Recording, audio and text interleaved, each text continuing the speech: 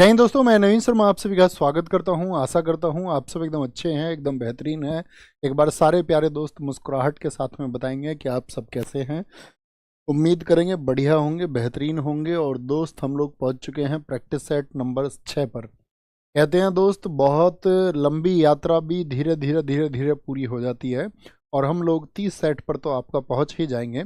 लेकिन इसमें सबसे बड़ी बात यह होगी कि कौन वो साथी होंगे जो 30 सेट मेरे साथ में ख़त्म कर लेंगे और इसके बाद में यदि मैं आपको कुछ कराऊंगा उसको आप मेरे साथ में ज्वाइन कर लेंगे, ताकि हम आपकी चीज़ों को क्रम से धीरे धीरे धीरे धीरे बिल्ड करते रहें और मजबूत करते रहें और मजबूत। उम्मीद करूंगा पिछले 2 दिन आपको मिले होंगे और आपने एक अच्छे स्टूडेंट का धर्म निभाया होगा और साथ में आपने उन 2 दिनों में अच्छे से रिवीजन किया होगा। ऐसे कितने दोस्त हैं जो खुद पर ये विश्वास कर सकते हैं कि भैया अब तक हमने जो 5 दिन में पढ़ा है उसकी 90% चीज़ें मुझे याद होंगी, या एक आध चीज़ें ही ऐसी हो सकती हैं इसको मैं भूलूँ और वापस रिवाइज करूँगा, या ऑप्शंस मुझे मिलेंगे PYQ फॉर्म में यदि मुझे दिया जाएगा तो मैं चुन लूँगा। एक बार थम्स अप करके बताना, मुझ तक ये एनर्जी आपकी पहुंचेगी तो बहुत अच्छा होगा। बताएंगे सर CACP 1965 होगा? नहीं जी दोस्त, वो आपका APC हुआ करता था 1965 में, 1985 में वो। बोले जी एक बार। इन सब चीज़ों के लिए आप रिसर्च किया करो, कमेंट सेक्शन में मत लिखा करो दोस्त। सभी दोस्त हम सब कर रहे हैं तो अच्छी बात है। फिर तो मज़ा आ गया आप सब लोगों के कमेंट देख करके। शुरू करेंगे भैया आज की क्लास को पिछले क्वेश्चंस के साथ में। रेलवे की जो ब्रॉड गेज लाइन होती है, ब्रांड गेज नहीं होती, ब्रॉड गेज होती है। क्या होती है? ब्रॉड गेज होती है। उसकी अधिकतम चौड़ाई कितनी होती है? 1676 mm होती है, mm। सर्वाधिक साक्षरता प्रतिशत किस धर्म की है? तो वो जैन धर्म की है भैया। किसकी है? वो जैन धर्म की है। कितना परसेंट है जैन धर्म में लिटरेसी रेट, ये आप बताएं एक बार परसेंटेज में। बर्न्ट शुगर किसकी है? तो बर्न्ट शुगर हमने आपको बताया था ये अवनी दोषी की है। किसकी है? अवनी दोषी की बुक है। विधि के समान संरक्षण, इक्वल प्रोटेक्शन ऑफ लॉ, हमने कहाँ से लिया है? ये USA से लिया है। और सबसे बड़ा बेसिन किस नदी का है? गंगा का है, जो 26% के आसपास है। कितने का? गंगा का। एक बार स्कोर बताएं। बहुत बढ़िया, नैन्सी ने एकदम से सही आंसर दिया है। 94.9% है, जो कि जैन धर्म का लिटरेसी लिटरेसी आपका परसेंटेज है, साक्षरता का प्रतिशत है। सपना कुमारी जी 4 पर है, नायरा सिंह 5 पर हैं, विजय सिंह 3 पर हैं, 5 आउट ऑफ 5 पारितोष भाई कह रहे हैं, अर्पणा कुमारी 5 पर, ताजमुन खातून 5 पर हैं, लोकेश मीना 4 पर हैं, प्रिया सैनी 4 पर हैं, काजल सिंह 4 पर हैं, एरिका तोमर 5 पर हैं। शुरू करते हैं आज की क्लास को दोस्त। क्वेश्चन नंबर 1 का आंसर बड़े ध्यान से दें। पखावज शब्दांश मुख्य रूप से निम्नलिखित में से किस भारतीय शास्त्रीय नृत्य को पूरा करने के लिए उपयोग किए जाते हैं? पखावज। पखावज जानते हैं, जिसका एक बेहतरीन आर्टिस्ट है आपके तोताराम शर्मा। तो पखावज का प्रयोग होता है दोस्त ओडिसी में। इसमें ओडिसी कहाँ का होता है साथी? भैया उड़ीसा का होता है। कहाँ का होता है? उड़ीसा का होता है। अब बताएंगे जो इसका संबंध होता है वो कौन से भगवान जी से होता है? तो ये होता है भगवान कृष्ण, ओडिसी। और साथ में आपका जो भगवान जगन्नाथ के यात्रा में भी इसका इस्तेमाल होता है। कहाँ पर? भगवान जगन्नाथ की यात्रा में भी इसका इस्तेमाल होता है। ठीक है, इससे ये संबंधित है। अगर मैं पूछूं इसमें जो मुद्रा होती है वो कौन सी होती है ओडिसी में? तो आप कहेंगे भैया त्रिभंग मुद्रा होती है। क्या बोलेंगे? त्रिभंग स्टाइल इसमें होती है। अगर मैं पूछूं कौन सी केव्स हैं जिनमें इसका विवरण मिलता है, गुफा कौन सी है? तो वो गुफा है उदयगिरी। पूछ ले, उदयगिरी या खंडगिरी केव्स का जो संबंध है वो किस क्लासिकल डांस से है? तो आपका आंसर आना चाहिए कि भैया वो ओडिसी से है। मुझे बताएं ओडिसी की जो शुरुआत होती है वो किससे होती है? कौन सा स्टेप होता है वो? ओडिसी की शुरुआत होती है आपकी मंगलाचरण से। क्या बोलोगे?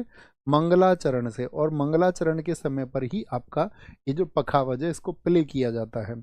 और अंत कहाँ पर होता है? मुझे बताएंगे जो आपका एंड होता है तो वो किस पर होता है? वो मोक्ष पर होता है। किस पर होता है? मोक्ष पर होता है। और यहाँ पर एक डांस किया जाता है थारी झम डांस। बहुत बार आपसे पूछ लेगा जो थारी झम नृत्य है साथी आपका। पहले हम क्लासिकल डांस को निपटा देंगे एकदम से, फिर हम फोक डांस को धीरे धीरे ऐसे निपटा देंगे। तो मोक्ष थारी झम नृत्य, तो मैं आपसे पूछूं थारी झम नृत्य किस स्टेट में होता है? तो क्या आंसर देंगे? भैया ओडिसी में वो होता है, ओडिसी में होता है। ओडिसी में जो साथी आपका, अगर मैं बात करूं जो नृत्यांगना है वो एक ज्यामितीय पैटर्न बनाती है, एक ज्योग्राफिकल पैटर्न बनाती है। उस पैटर्न को क्या कहा जाता है? ओडिसी में एक ज्यामितीय पैटर्न बनता है और उस क्या बोलेंगे? ओडिसी में एक ज्यामितीय पैटर्न बनता है और उस ज्यामितीय पैटर्न को क्या कहा जाता है? तो उस ज्यामितीय पैटर्न को बोलते हैं संचल मूर्ति। क्या बोलते हैं? संचल मूर्ति। तो एग्जाम में क्वेश्चन बन सकता है संचल मूर्ति का संबंध किस क्लासिकल डांस से है? किस क्लासिकल डांस से है? अगर आपसे पूछे ओडिसी का अन्य नाम क्या है, ओडिसी नृत्य का जो अन्य नाम है, तो याद रखना उसको ओरिली भी कहते हैं। क्या कहते हैं उसको भैया? ओरिली भी कहा जाता है, ओरिली भी कहा जाता है। Who is the father of Odissi dance? Father कौन है इसके, अर्थात इसके जनक कौन है? तो जनक आप कहेंगे इसके जनक हैं गुरु पंकज चरण दास। और भैया जितने भी नामों में आपका चरण आए वो सबका संबंध किससे होगा? पंकज चरण दास। दो रूट वर्ड मैंने आपको बता रखे थे दोस्त क्लासेज में, जब हमने आपको स्टैटिक जीके पढ़ाई थी कि भैया दो रूट वर्ड मत भूलना। कौन कौन से? एक तो चरण नाम मत भूलना और एक महापात्रा नाम मत भूलना। क्या? चरण और महापात्रा। ओके, तो गुरु पंकज चरण दास हैं। मुझे बताओ इसमें जो अन्य म्यूजिकल इंस्ट्रूमेंट कौन कौन से प्रयोग होते हैं, अन्य वाद्य यंत्र इसमें कौन कौन से प्रयोग होते हैं? तो जो बाकी इसमें म्यूजिकल इंस्ट्रूमेंट्स हैं साथी, उसमें एक तो आपका होता है कौन सा? मंजीरा, मंजीरा, पखावज और ढोल। इनको कभी नहीं भूलना। क्या? मंजीरा, पखावज और ड्रम, अर्थात आपका ढोल का प्रयोग होता है, ढोल का प्रयोग। अगर मैं पूछूं इसमें जो आपका ओडिसी है, ओडिसी के प्रमुख कलाकार में सबसे बड़ा नाम कौन सा है? का नाम याद आएगा? ओडिसी के प्रमुख कलाकार, सोचिए। जब आप इस तरह से सोचते हैं तो दोस्त आपकी मेमोरी हमेशा बिल्ड होती है। इसमें एक तो आपका, जब मैंने कहा कि एक तो चरण मत भूलना, चरण, चरण नाम से आता है आपका केलू चरण महापात्रा। केलू चरण महापात्रा, इनको किसके लिए जाना जाता है? तो केलू चरण महापात्रा इनको भैया जाना जाता है क्योंकि ये एक पद्म विभूषण प्राप्त कर चुके हैं। वी फॉर विभूषण, और विभूषण कब मिला इनको? सन 2000 में। तो 2000 में ये पाने वाले फर्स्ट ओडिसी बने थे, पहले ओडिसी बने थे, इसीलिए इनका नाम याद रखना। अब जितने भी चरण हैं या फिर जितने भी चरण और महापात्र, तो जैसे एक नाम मैं आपसे पूछूं महापात्र बताना, तो आप बोलोगे भैया मोहन महापात्र हैं, आपका सुजाता महापात्र हैं। जैसे कि मैं आपसे बोल दूं यहाँ पर आपका एक केलूचरण, जैसे तो ऐसे कालीचरण नाम भी आता है, कालीचरण नाम भी आता है। यहाँ पे याद रख लेना केलूचरण महापात्रा को हम किसके लिए जानते हैं? इनको सृजन स्कूल के लिए भी जानते हैं। सृजन स्कूल किस वर्ष में खोला था इन्होंने सृजन स्कूल? तो सृजन स्कूल इन्होंने खोला था आपका ओडिसी के लिए ही 1993 में। क्या बोलोगे? 1993 में खोला था, जिसकी फंक्शनिंग 1994 में शुरू हुई थी। नेक्स्ट है, इंटरपोल का मुख्यालय कहाँ पर स्थित है? Headquarter of Interpol. तो पेरिस में है, लंदन में है, लियोन में है या फिर ब्रुसेल्स में है? तो इंटरपोल का मुख्यालय है साथी आपका कहाँ पर? लियोन्स में। और लियोन कहाँ पर पड़ता है? तो लियोन पड़ता है हमारा फ्रांस में। कहाँ पर पड़ता है? ये फ्रांस में स्थित है। कहाँ पर है? फ्रांस में। और ये दुनिया का सबसे बड़ा आपका, क्या बोलोगे, इंटरनेशनल पुलिस, दुनिया का सबसे बड़ा पुलिस संगठन है आपका। ब्रुसेल्स में किसका हेडक्वार्टर है? ब्रुसेल्स में है नाटो का। नाटो का हेडक्वार्टर। मुझे बताओ नाटो की स्थापना किस वर्ष में हुई थी? नाटो का फुल फॉर्म क्या है? North Atlantic, North Atlantic Treaty Organization, North Atlantic Treaty Organization इसको बोलते हैं। और मुझे बताइए इसकी जो साथी आपका स्थापना हुई थी वो किस वर्ष में हुई? नाटो की स्थापना हुई है आपका, क्या बोलेंगे, 4 अप्रैल 1949 को। क्या? 4 अप्रैल 1949 को। नाटो में साथी कितने सदस्य देश हैं बताएं? नाटो में जो कुल सदस्य हैं उनकी संख्या है 32। और 32वां देश कौन सा है आपका? 32वां देश है आपका स्वीडन। स्वीडन की राजधानी कौन साथी मुझे बताएगा? स्वीडन की राजधानी कौन बताएगा? तो स्वीडन की राजधानी है आपका, क्या बोलेंगे, वो है भैया आपका मार्क रूटो। बहुत बढ़िया उदय बीएसएफ लवर, उन्होंने चीफ भी बता दिए नाटो के। ऐसे छात्रों की हमेशा आवश्यकता होती है जो आपका चीज़ों को सोच पाते हैं, वही अपनी चीज़ों को सिलेक्शन में कन्वर्ट कर पाते हैं। बहुत शाबाश। तो 32वां स्वीडन रहा, स्वीडन की राजधानी है स्टॉकहोम। देखो ब्रुसेल्स में और किसका हेडक्वार्टर है? European union. आपसे पूछे यूरोपियन यूनियन का हेडक्वार्टर कहाँ पर है? तो यूरोपियन यूनियन ई का हेडक्वार्टर अगर आपसे पूछें तो वो भी ब्रुसेल्स में है। कहाँ पर है? वो भी ब्रुसेल्स में है। और ब्रुसेल्स किस देश में है? क्या ये बता पाएंगे आप? ब्रुसेल्स किस देश में है? तो आप बोलेंगे इसका जो साथी आपका इस्टेब्लिशमेंट हुआ था वो हुआ था 1958 में, 1958 में, 1958 में रोम की संधि से। किससे? रोम की संधि से। लेकिन वास्तविक पहचान इसको 1995 में मिली। कब मिली? 1995 में इसको वास्तविक पहचान मिली थी। रोम ट्रीटी से इसको आपका स्थापित किया गया था, और इसको नोबेल प्राइज भी एक बार यूरोपियन यूनियन को मिल चुका है। नोबेल प्राइज किस वर्ष में मिला है? तो नोबेल प्राइज याद रख लेना, इसको 2012 में मिला है। कब? 2012 में मिला। एक हम आपसे पूछेंगे WTO क्या है, बताओ। विश्व व्यापार संगठन, यानी कि World Trade Organization. World Trade Organization अर्थात विश्व व्यापार संगठन क्या बनेगा? विश्व व्यापार संगठन। और विश्व व्यापार संगठन की अगर हम बात करें आपसे, विश्व व्यापार संगठन की अगर हम बात करें, इसका हेडक्वार्टर कहाँ पर है? WTO का जो हेडक्वार्टर है दोस्त, वो आपको बताना है कि भैया ये जेनेवा में है। कहाँ पर है? जेनेवा में। कब स्थापित किया गया था इसको? 1 जनवरी 1995 को इसको स्थापित किया गया था। और किस संधि से? तो याद रख लेना, इसके लिए संधि हुई थी, वो हुई थी माराकस ट्रीटी। मराकस संधि से इसको स्थापित किया गया था।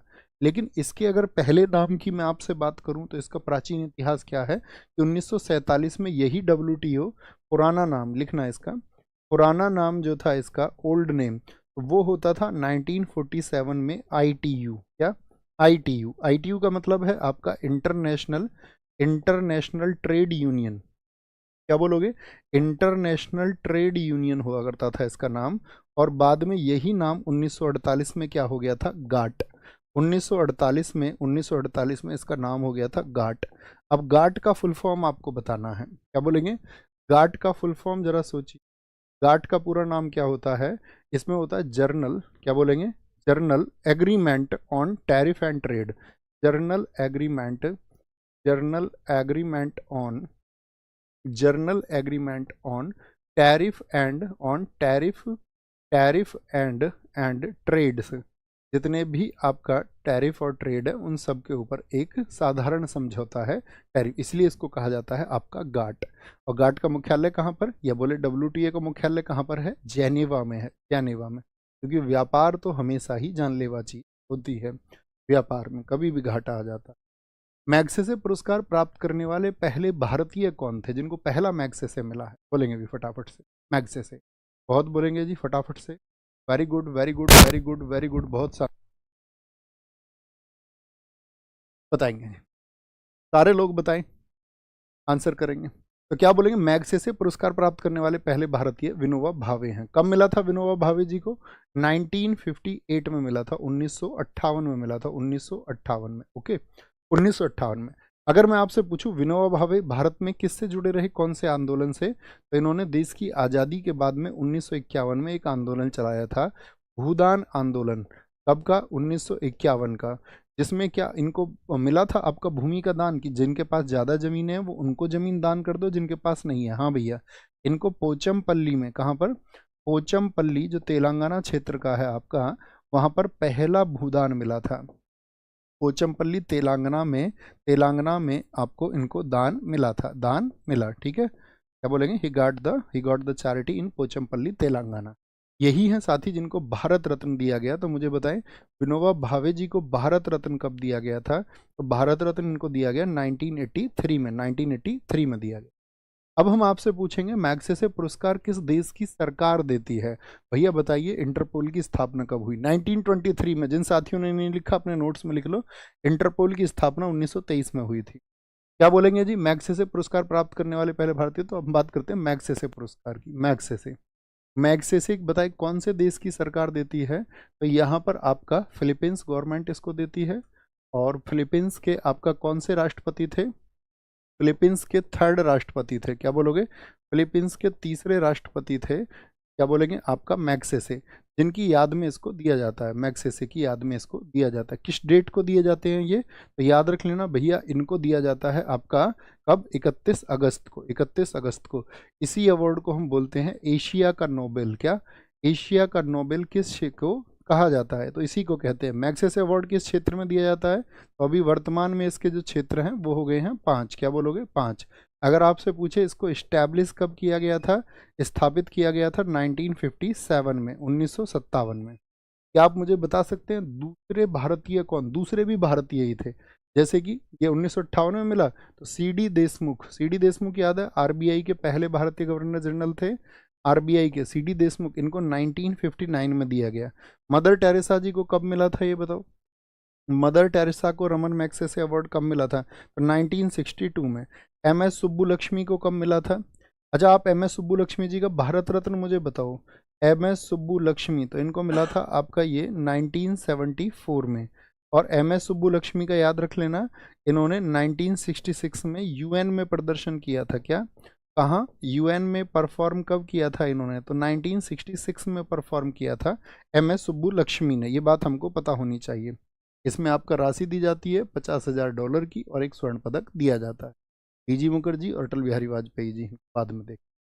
भारत की प्रथम रेलवे यूनिवर्सिटी कहाँ पर स्थित है? पहली रेलवे यूनिवर्सिटी बताइए जी। पहली रेलवे यूनिवर्सिटी कहाँ पर? भैया 1998 में मिला एम एस सुब्बुलक्ष्मी को।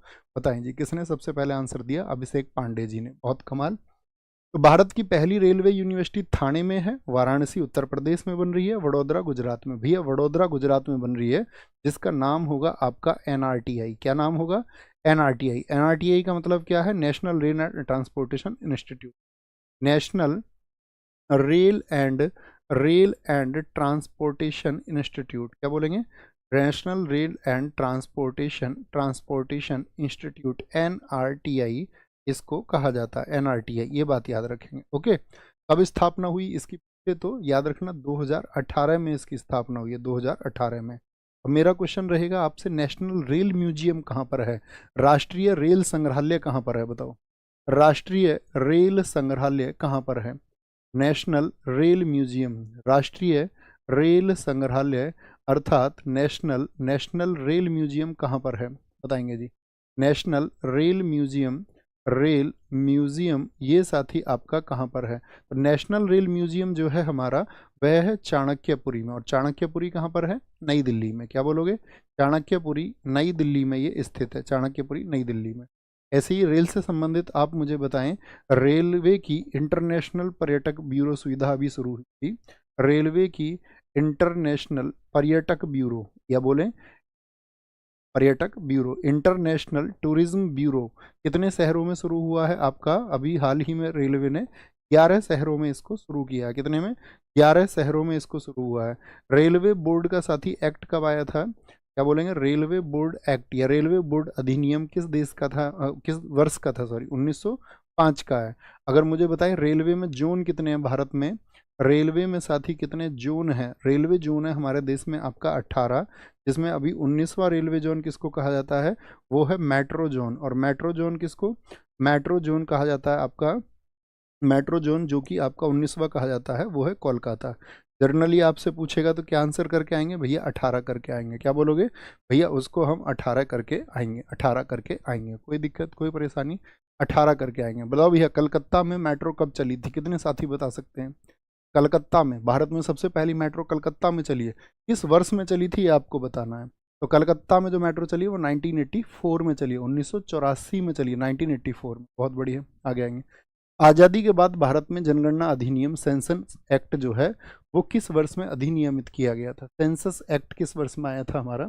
1960 में, 1962 में, 1955 में, 1948 में। तो आप कहेंगे 1948 में आया था भैया, 1948 में। भारत में जो जनगणना होती है वो किस मिनिस्ट्री के अधीन होती है? जनगणना बताओ किस मंत्रालय के अधीन होती है, किस मिनिस्ट्री के अधीन होती है? तो मिनिस्ट्री है इसमें होम मिनिस्ट्री। क्या बोलोगे? मिनिस्ट्री आती है इसमें होम मिनिस्ट्री, गृह मंत्रालय के अधीन। मुझे बताओ किस अनुसूची में इसका वर्णन है, किस अनुसूची में बताया गया है जनगणना को? अनुसूची बताई गई है आपका ये 7वीं में, 7वीं में। और ये किस सूची का विषय है? तो ये सेंट्रल लिस्ट का विषय है, यानी कि संघ सूची का सब्जेक्ट है। किसका? संघ सूची का सब्जेक्ट है। इसका जो उत्तरदायित्व है वो राज्य सरकार के पास होता है। रिस्पॉन्सिबिलिटी किसके पास है? या सेंट्रल गवर्नमेंट के पास में? रेस्पॉन्सिबिलिटी इसकी हमेशा होंगी केंद्र सरकार के पास में। और किस अनुच्छेद से होंगी? आप कहेंगे इसमें आर्टिकल होगा 246 से। किसमें? आर्टिकल 246 से। मुझे बताओ जो पहली अनियमित जनगणना थी हमारे देश में, पहला जो इर्रेगुलर सेंसस हुआ था, इर्रेगुलर सेंसस, वो कब हुआ था? तो आप कहेंगे 1872 में। तब आपका वायसराय हुआ करता था मेयो। कौन था वायसराय? जब, क्योंकि इसमें गवर्नर जनरल मत बोलना, 1858 के एक्ट से क्या हुआ था? गवर्नर जनरल को वायसराय कहा जाने लगा था। और पहली नियमित जनगणना कब हुई थी? पहली नियमित, पहली जो साथी रेगुलर सेंसस हुआ था फर्स्ट रेगुलर सेंसस वो हुआ था 1881 में। किसके टाइम पर? रिपन के टाइम पर हुआ था। किसके टाइम पर? रिपन के टाइम पर। यहाँ पर हम आपसे कहेंगे रिपन किस टाइम तक रहा था, ये भी आपको याद रखना है। रिपन का कार्यकाल है 1880 से 84, क्योंकि हमको अगली क्लासेस में इसमें बहुत सारी चीज़ें आपको याद करानी है। ठीक है, तो जो पहली नियमित जनगणना हुई थी, पहली अनियमित, इसमें साथ ही जो सेंसस कमिश्नर बनाए गए थे वो कौन थे, ये बहुत इंपॉर्टेंट है। भाई पहली रेगुलर हुई और आपका जनगणना के आयुक्त किसको बनाया गया था? तो जनगणना का आयुक्त था इसमें WC प्लोडेन। कौन था? WC प्लोडेन इसमें जनगणना आयुक्त था 1881 में। ठीक है, अब स्वतंत्र भारत की पहली जनगणना किस वर्ष में हुई थी बताइए? स्वतंत्र भारत की पहली जनगणना, तो स्वतंत्र भारत की पहली जनगणना के आयुक्त भी आपको पता होने चाहिए। स्वतंत्र भारत का पहला जो सेंसस हुआ था, या जो पहली सेंसस हुई, वो हुई 1951 में। क्या बोलोगे? वो हुई 1951 में, 1951 में। 1951 की जनगणना के समय की साक्षरता वगैरह आपको पता होनी चाहिए। ठीक है, अगर पहली सेंसस की बात करें तो इसके समय पर आपका जो सेंसस के लिए कमिश्नर बनाए गए, आयुक्त बनाए गए, वो कौन कौन थे? तो इसमें एक तो WM येटस थे, WM येटस, और इनके साथ में आपका दूसरे व्यक्ति थे RA गोपाल स्वामी। कौन? RA गोपाल स्वामी इनके साथ में, RA गोपाल स्वामी इनके साथ में दूसरी व्यक्ति थे। ठीक है, आप मुझे बताओ किस भारतीय शहर की सबसे पहले जनगणना की गई थी? किस भारतीय शहर की, कौन सा सिटी है इंडिया का जिसके सबसे पहले सेंसस किया गया? किस भारतीय शहर की सबसे पहले सेंसस की गई? सबसे पहले तो भारत, वही आज तो बांग्लादेश है अलग है, लेकिन पहले तो बांग्लादेश भारत का हिस्सा था, ढाका। तो क्या बोलेंगे? वो ढाका शहर था, ढाका। और ढाका का सेंसस किया गया था आपका 1830 में। किसने किया था? पहली जनगणना ढाका की किसने की थी? वो हेनरी वॉल्टर ने की थी। किसने? हेनरी वॉल्टर ने की थी। ये सब बहुत अच्छे क्वेश्चन हैं और बहुत पूछे जाते हैं, खूब पूछे जाते हैं, खूब। नेक्स्ट है जी, स्ट्रेट ड्राइव शब्द निम्नलिखित में से किस खेल से संबंधित है? स्ट्रेट ड्राइव हॉकी से संबंधित है, क्रिकेट से संबंधित है, फुटबॉल से, या फिर बैडमिंटन? भैया जी क्रिकेट से संबंधित है। स्ट्रेट ड्राइव एक बुक भी है, साथ ही बताओ स्ट्रेट ड्राइव बुक को किसने लिखा है? तो इस बुक को लिखा है आपका किसने? इस बुक को लिखा है सुनील गावस्कर ने। और निक नेम क्या है सुनील गावस्कर का? सुनील गावस्कर का निक नेम बताओ। तो सुनील गावस्कर का निक नेम आप कहेंगे भैया लिटिल मास्टर है। मास्टर ब्लास्टर किसको कहते हैं? सचिन तेंदुलकर को कहते हैं। बॉम्बे बॉम्बर किसको बोलते हैं? मुंबई में जन्मे सचिन तेंदुलकर जी को। अच्छा, ये तो स्ट्रेट ड्राइव हो गया। एक बुक और बताओ हमको, स्ट्रेट फ्रॉम द हार्ट, ये किसकी है? पूरी कक्षा का जवाब आना चाहिए शोर के साथ में। स्ट्रेट फ्रॉम द हार्ट ये किसकी है? स्ट्रेट फ्रॉम द हार्ट याद रख लेना, ये साथी आपका कपिल देव की है। क्या बोलोगे? कपिल देव कब कप्तान थे कौन से वर्ल्ड कप में? भैया 1983 में कप्तान थे, 1983 में। क्रिकेट के बहुत चर्चित क्वेश्चन पूछूं आपसे, एक टेस्ट ओवर में, टेस्ट मैच की एक ओवर में सर्वाधिक रन बनाने वाला खिलाड़ी कौन है बताइए? एक ओवर में एक खिलाड़ी ने टेस्ट में 35 रन बना रखे हैं, वो कौन है? तो आप कहते हैं ना टेस्ट में रन नहीं बनते, तो एसएससी का बड़ा फेवरेट क्वेश्चन है, कोई सेगमेंट नहीं छोड़ा उसने ना पूछा हो। जसप्रीत बुमराह कितने रन बनाए थे? 35 रन। 35 रन बनाए थे किसकी गेंद पर? भैया स्टुअर्ट ब्रॉड, बेचारे का नसीब खराब है। स्टुअर्ट ब्रॉड की ही गेंदों पर युवराज सिंह ने 6 गेंदों पर 6 छक्के लगाए थे। मेरा क्वेश्चन आपसे ये है, युवराज सिंह ने 6 बॉल पर 6 छक्के किस मैदान में लगाए थे? उस मैदान का नाम आपको बताना है। तो आप क्या बोलेंगे? भैया किंग्स मीड है। क्या है? किंग्स मीड मैदान है। कौन सा है? किंग्स मीड मैदान है। निम्नलिखित में से किसने अनब्रेकेबल पुस्तक लिखी है? अनब्रेकेबल PV सिंधु की है क्या? आप कहेंगे नहीं, सटलिंग टू द टॉप है इनकी। कौन सी है? Settling to the top, settling settling to the top इनकी बुक का नाम है, settling to the top. Indira Nooyi my life in full, इनकी बुक का नाम है माई लाइफ इन फुल, जो पैप्सिको में थी इंदिरा नुई, वही है ये लिखिए अनब्रेकेबल मैरी कॉम ने। मैरी कॉम कौन सा गेम खेलती है? भैया मुक्केबाज है। मुझे बताइए कौन से ओलंपिक में इन्होंने मेडल जीता था? कौन से ओलंपिक में थी मैरी कॉम? तो वो ओलंपिक था 2012 का, 2012 का। ये मैरी कॉम से दिल्ली पुलिस बहुत क्वेश्चन पूछते हैं, दिल्ली पुलिस वाले तुम ध्यान रख लेना। तो इसकी वेट कैटेगरी पहले पूछा जाता है, जब कोई खिलाड़ी खेले तो उस समय उसकी वेट कैटेगरी बहुत इंपॉर्टेंट।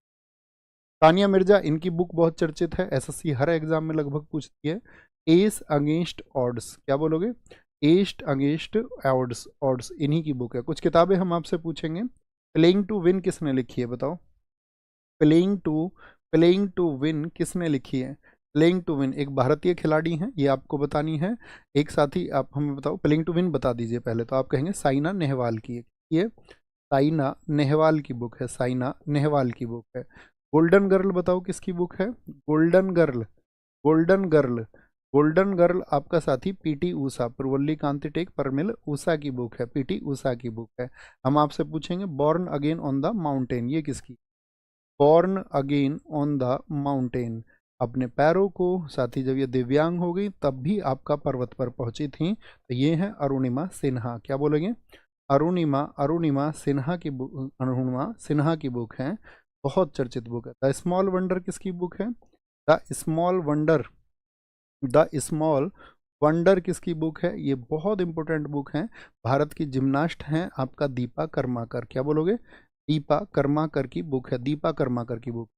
अब हम आपसे पूछेंगे, हमको क्रिकेटर जिनको लेडी सचिन भी बोलते हैं, मिताली राज की बुक का नाम बताओ। मिताली राज ने कौन सी बुक लिखी है? अभी हमने बुक देके राइटर का नाम पूछा, अब आपका ऑथर का नाम देके पूछेंगे। मिताली राज की किताब बताओ, एक तो मिताली राज की बतानी है, और एक मिताली राज के अलावा बताओ मारिया सारापोवा की बुक, मारिया सारापोवा जो कि रूस की आपका टेनिस प्लेयर है, मारिया सारापोवा। और आपका एक किताब हमको बताओ आप, नाओमी ओसाका की कौन सी किताब है? नाओमी ओसाका की कौन सी किताब है? ये भी बताना, नाओमी ओसाका कौन से देश की खिलाड़ी हैं? मिताली राज तो भारत की हैं, इनकी किताब का नाम है अनगार्डेड। कौन सी? अनगार्डेड बुक है इनकी, अनगार्डेड। मारिया सारापोवा की है अनस्टॉपेबल। क्या बोलोगे? अनस्टॉपेबल, अनस्टॉपेबल बुक है इनकी, माई लाइफ सो फार। और नाओमी ओसाका की बुक का नाम है her journey to finding her power, her journey to, her journey to finding, finding her power, finding her power, power her power and her voice, her voice.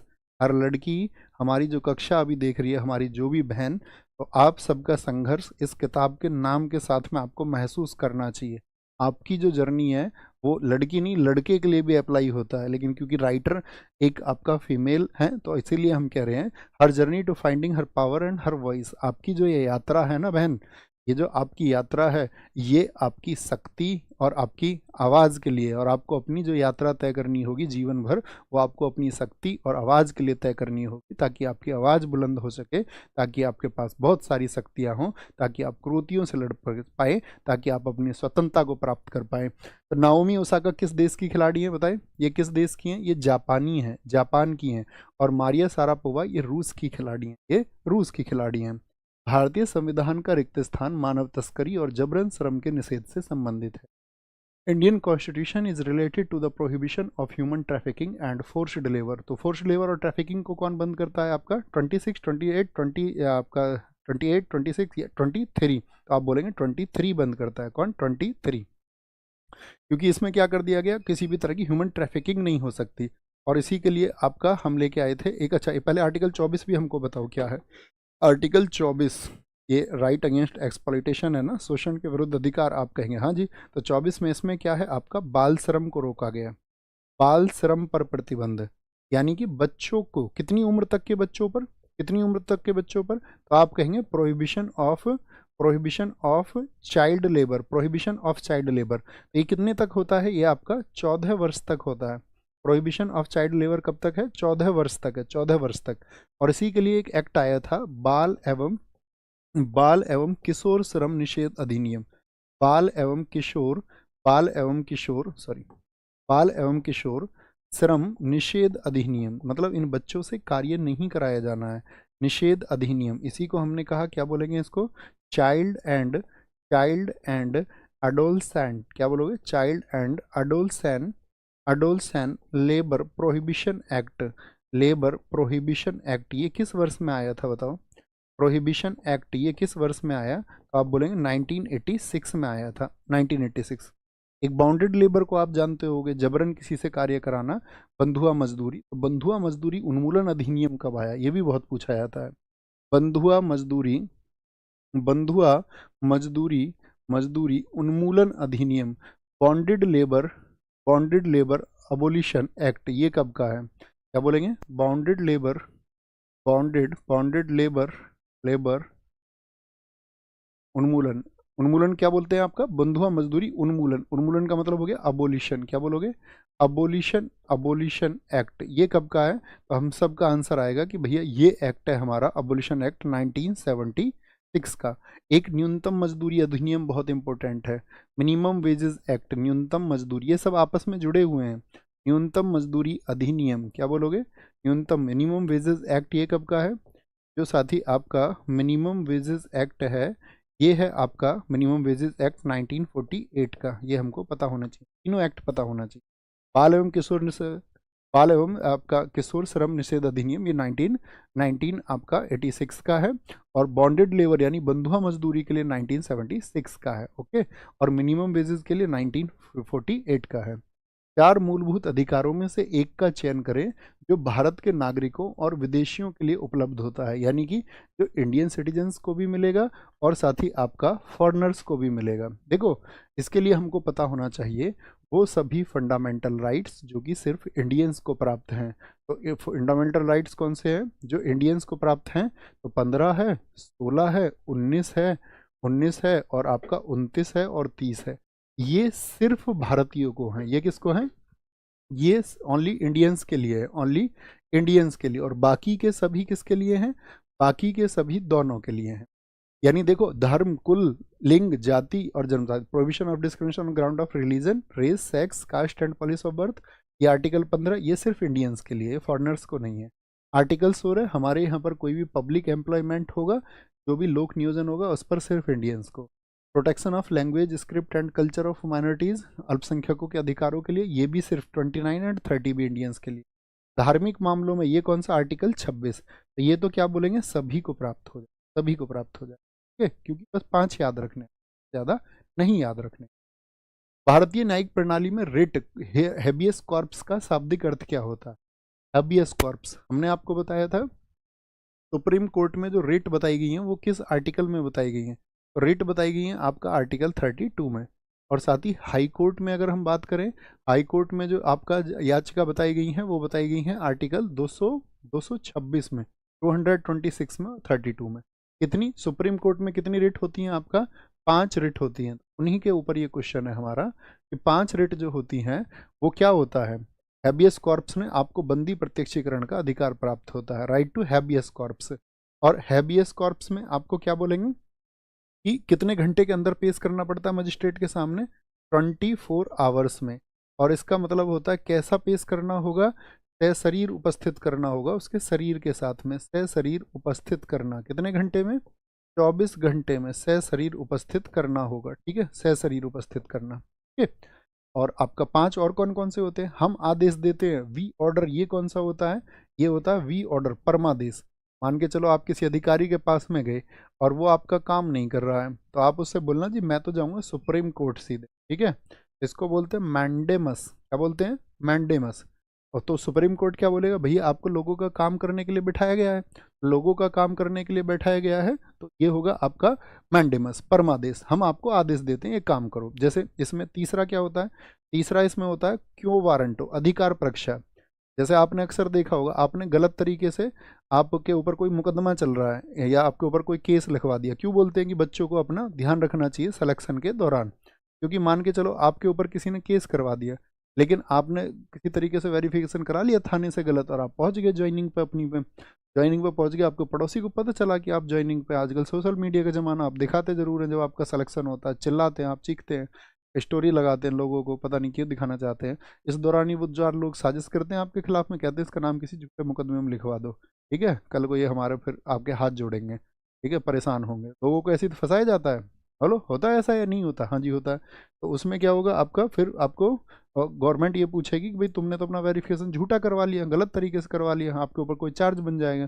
फिर आपसे पूछा आप किस अधिकार से कर रहे हैं, या आप किसी ऐसे अधिकार का आप मान के चलो उसको धारण कर लेते हैं जिसके लिए आप अथॉरिटी नहीं है, तब भी क्यों वारंट होगा? किस अधिकार से, किस अधिकार से, है ना। चौथा होगा आपका, इसमें चौथा होता है उत्प्रेषण। क्या होता है? उत्प्रेषण, जिसको सर्चियरी भी बोलते हैं या सर्टियोररी भी बोलते हैं। क्या बोलेंगे उसको? सर्चियरी बोलते हैं वैसे तो। क्या बोलेंगे? सर्चियोररी बोलते हैं, सर्चियोररी। इसमें क्या होता है, जो कोर्ट से अपना जो निचला कोर्ट होता है उससे अपनी प्रोसीडिंग्स को मंगा लेता है कोर्ट, है ना, मांग लेना, इसका अर्थ ये है। और एक पांचवा होता है प्रतिषेध, जब निचले कोर्ट पर आपका जो हायर कोर्ट है वो रोक लगा देती है, प्रोहिबिशन, प्रोहिबिशन इसको बोलते हैं।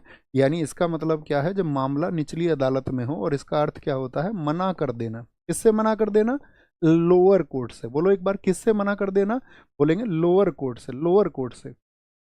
राज्य के नीति निर्देशक सिद्धांतों में निहित प्रावधानों को क्या करते हैं, पहले मुझे बताओ डीपीएसपी कितने आर्टिकल से कितने आर्टिकल तक है, ये सब जानते हैं, directive principles of state policy DPSP, ये भैया आर्टिकल 36 से आता है आपका, 36 से, अगली क्लासेस में इन्हीं का ऑपरेशन करेंगे। 36 से 51 किस देश से लिया है हमने डीपीएसपी, ये भैया आयरलैंड से लिया है। क्या बोलोगे, आयरलैंड से लिया, आयरलैंड से।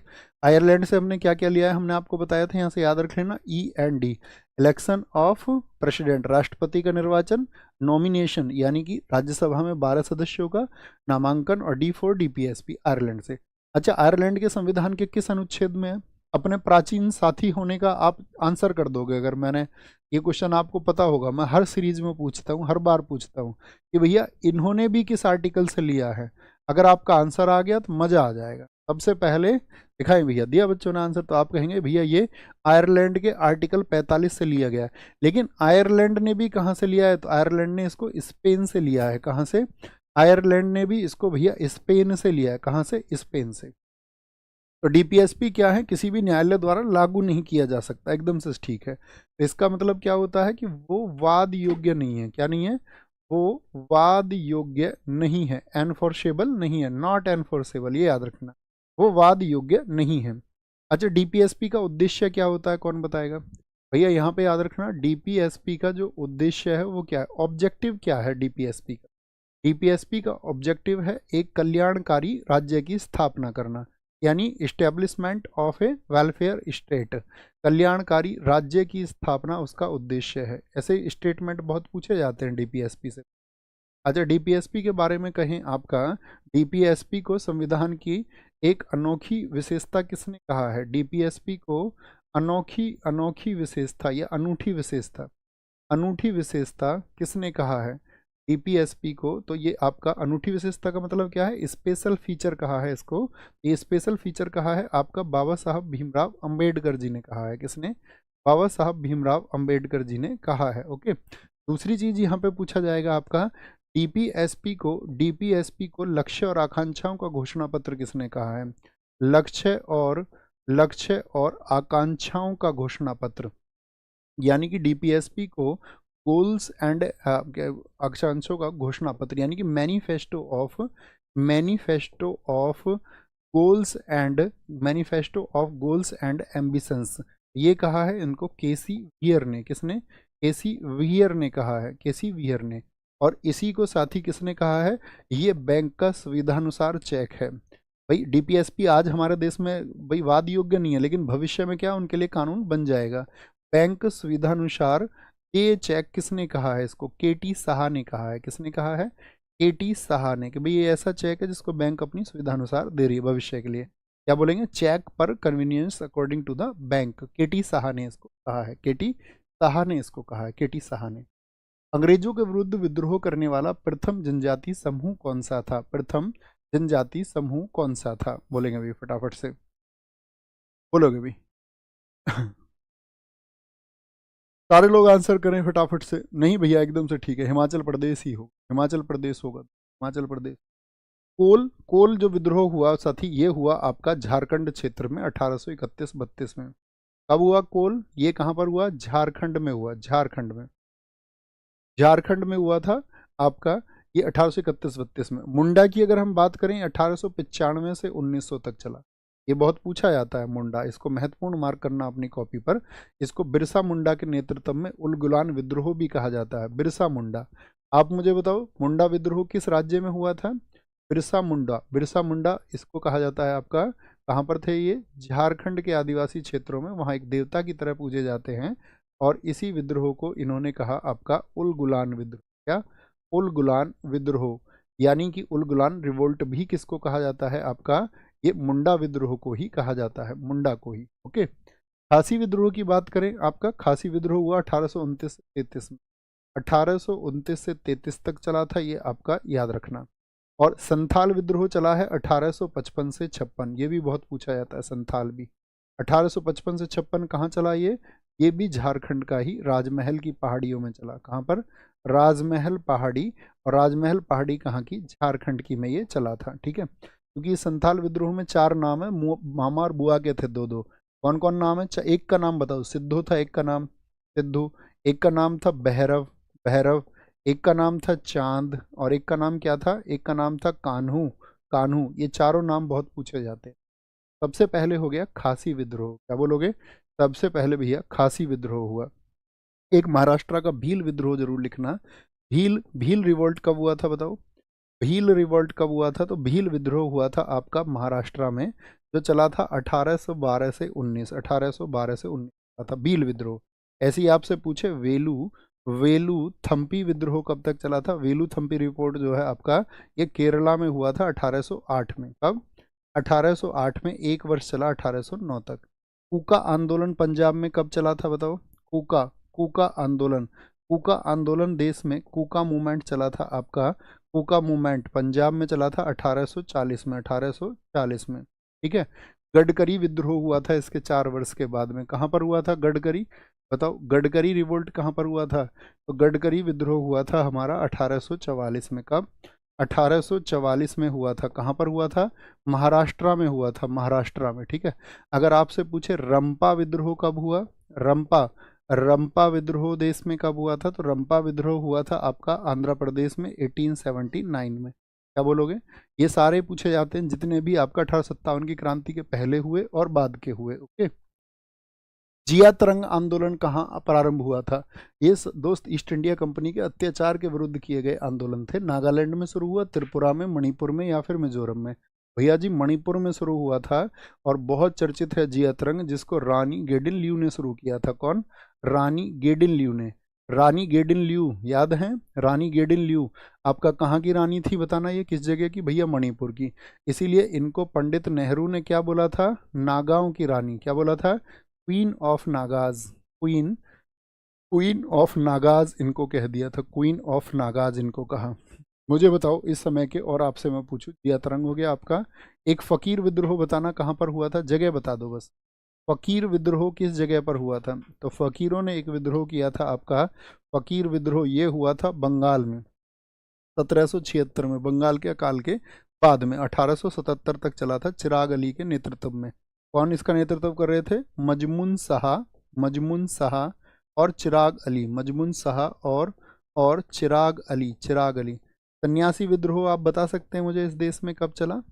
सन्यासी विद्रोह बताइए, सन्यासी विद्रोह इस देश में कब चला था? तो सन्यासी विद्रोह इस देश में चला है साथी आपका, सन्यासी विद्रोह ये चला था 1763 से 1800 तक। और इसका जिक्र किस पुस्तक में मिलता है बताइए सन्यासी विद्रोह का? तो सन्यासी विद्रोह का जिक्र मिलता है हमको ये आनंद मठ पुस्तक में मिलता है। किसमें? आनंद मठ बुक में। बताइए आनंद मठ बुक किस लैंग्वेज में लिखी गई है? ये बंगाली भाषा में लिखी गई है। और किस राइटर कौन है इसके? बंगाली भाषा में इसके राइटर कौन है? बंगाली भाषा में इसको बंकिम चंद्र चटर्जी ने लिखा है। किसने? बंकिम चंद्र चटर्जी। और कौन सा क्या लिया गया है और इस पुस्तक से? भैया राष्ट्रगीत वंदे मातरम। तो एक बार सारे लोग बोले वंदे मातरम। क्या बोलेंगे? आनंद मठ पुस्तक से इसको लिया गया है सन्यासी विद्रोह को, ये हम याद रखेंगे। ठीक है, सन्यासी विद्रोह हुआ कहाँ था आपका? तो बंगाल क्षेत्र में, जो अकाल पड़ा था उसका। तो बंगाल में अकाल कब पड़ा था ये बताओ, हम बार बार बोल रहे हैं। तो बंगाल में भीषण अकाल पड़ा था 1770 में। ये चल तो पहले से ही रहा था ब्रिटिश कंपनी के खिलाफ में, लेकिन 1770 में ये बहुत तीव्र हो गया था। क्या हो गया था? बहुत तीव्र हो गया था। एक साथी अहोम विद्रोह आपको पता होना चाहिए। अहोम विद्रोह किस राज्य में हुआ बताइए? अहोम विद्रोह जहाँ पर अहोम राजवंश, तो क्या बोलेंगे, ये चला था आपका 1828 से 33 तक अहोम विद्रोह। और 1828 से 33 तक साथी इसको चलाया था गोमधर कुंवर ने। किसने? गोमधर कुंवर ने चलाया था, गोमधर कुंवर ने।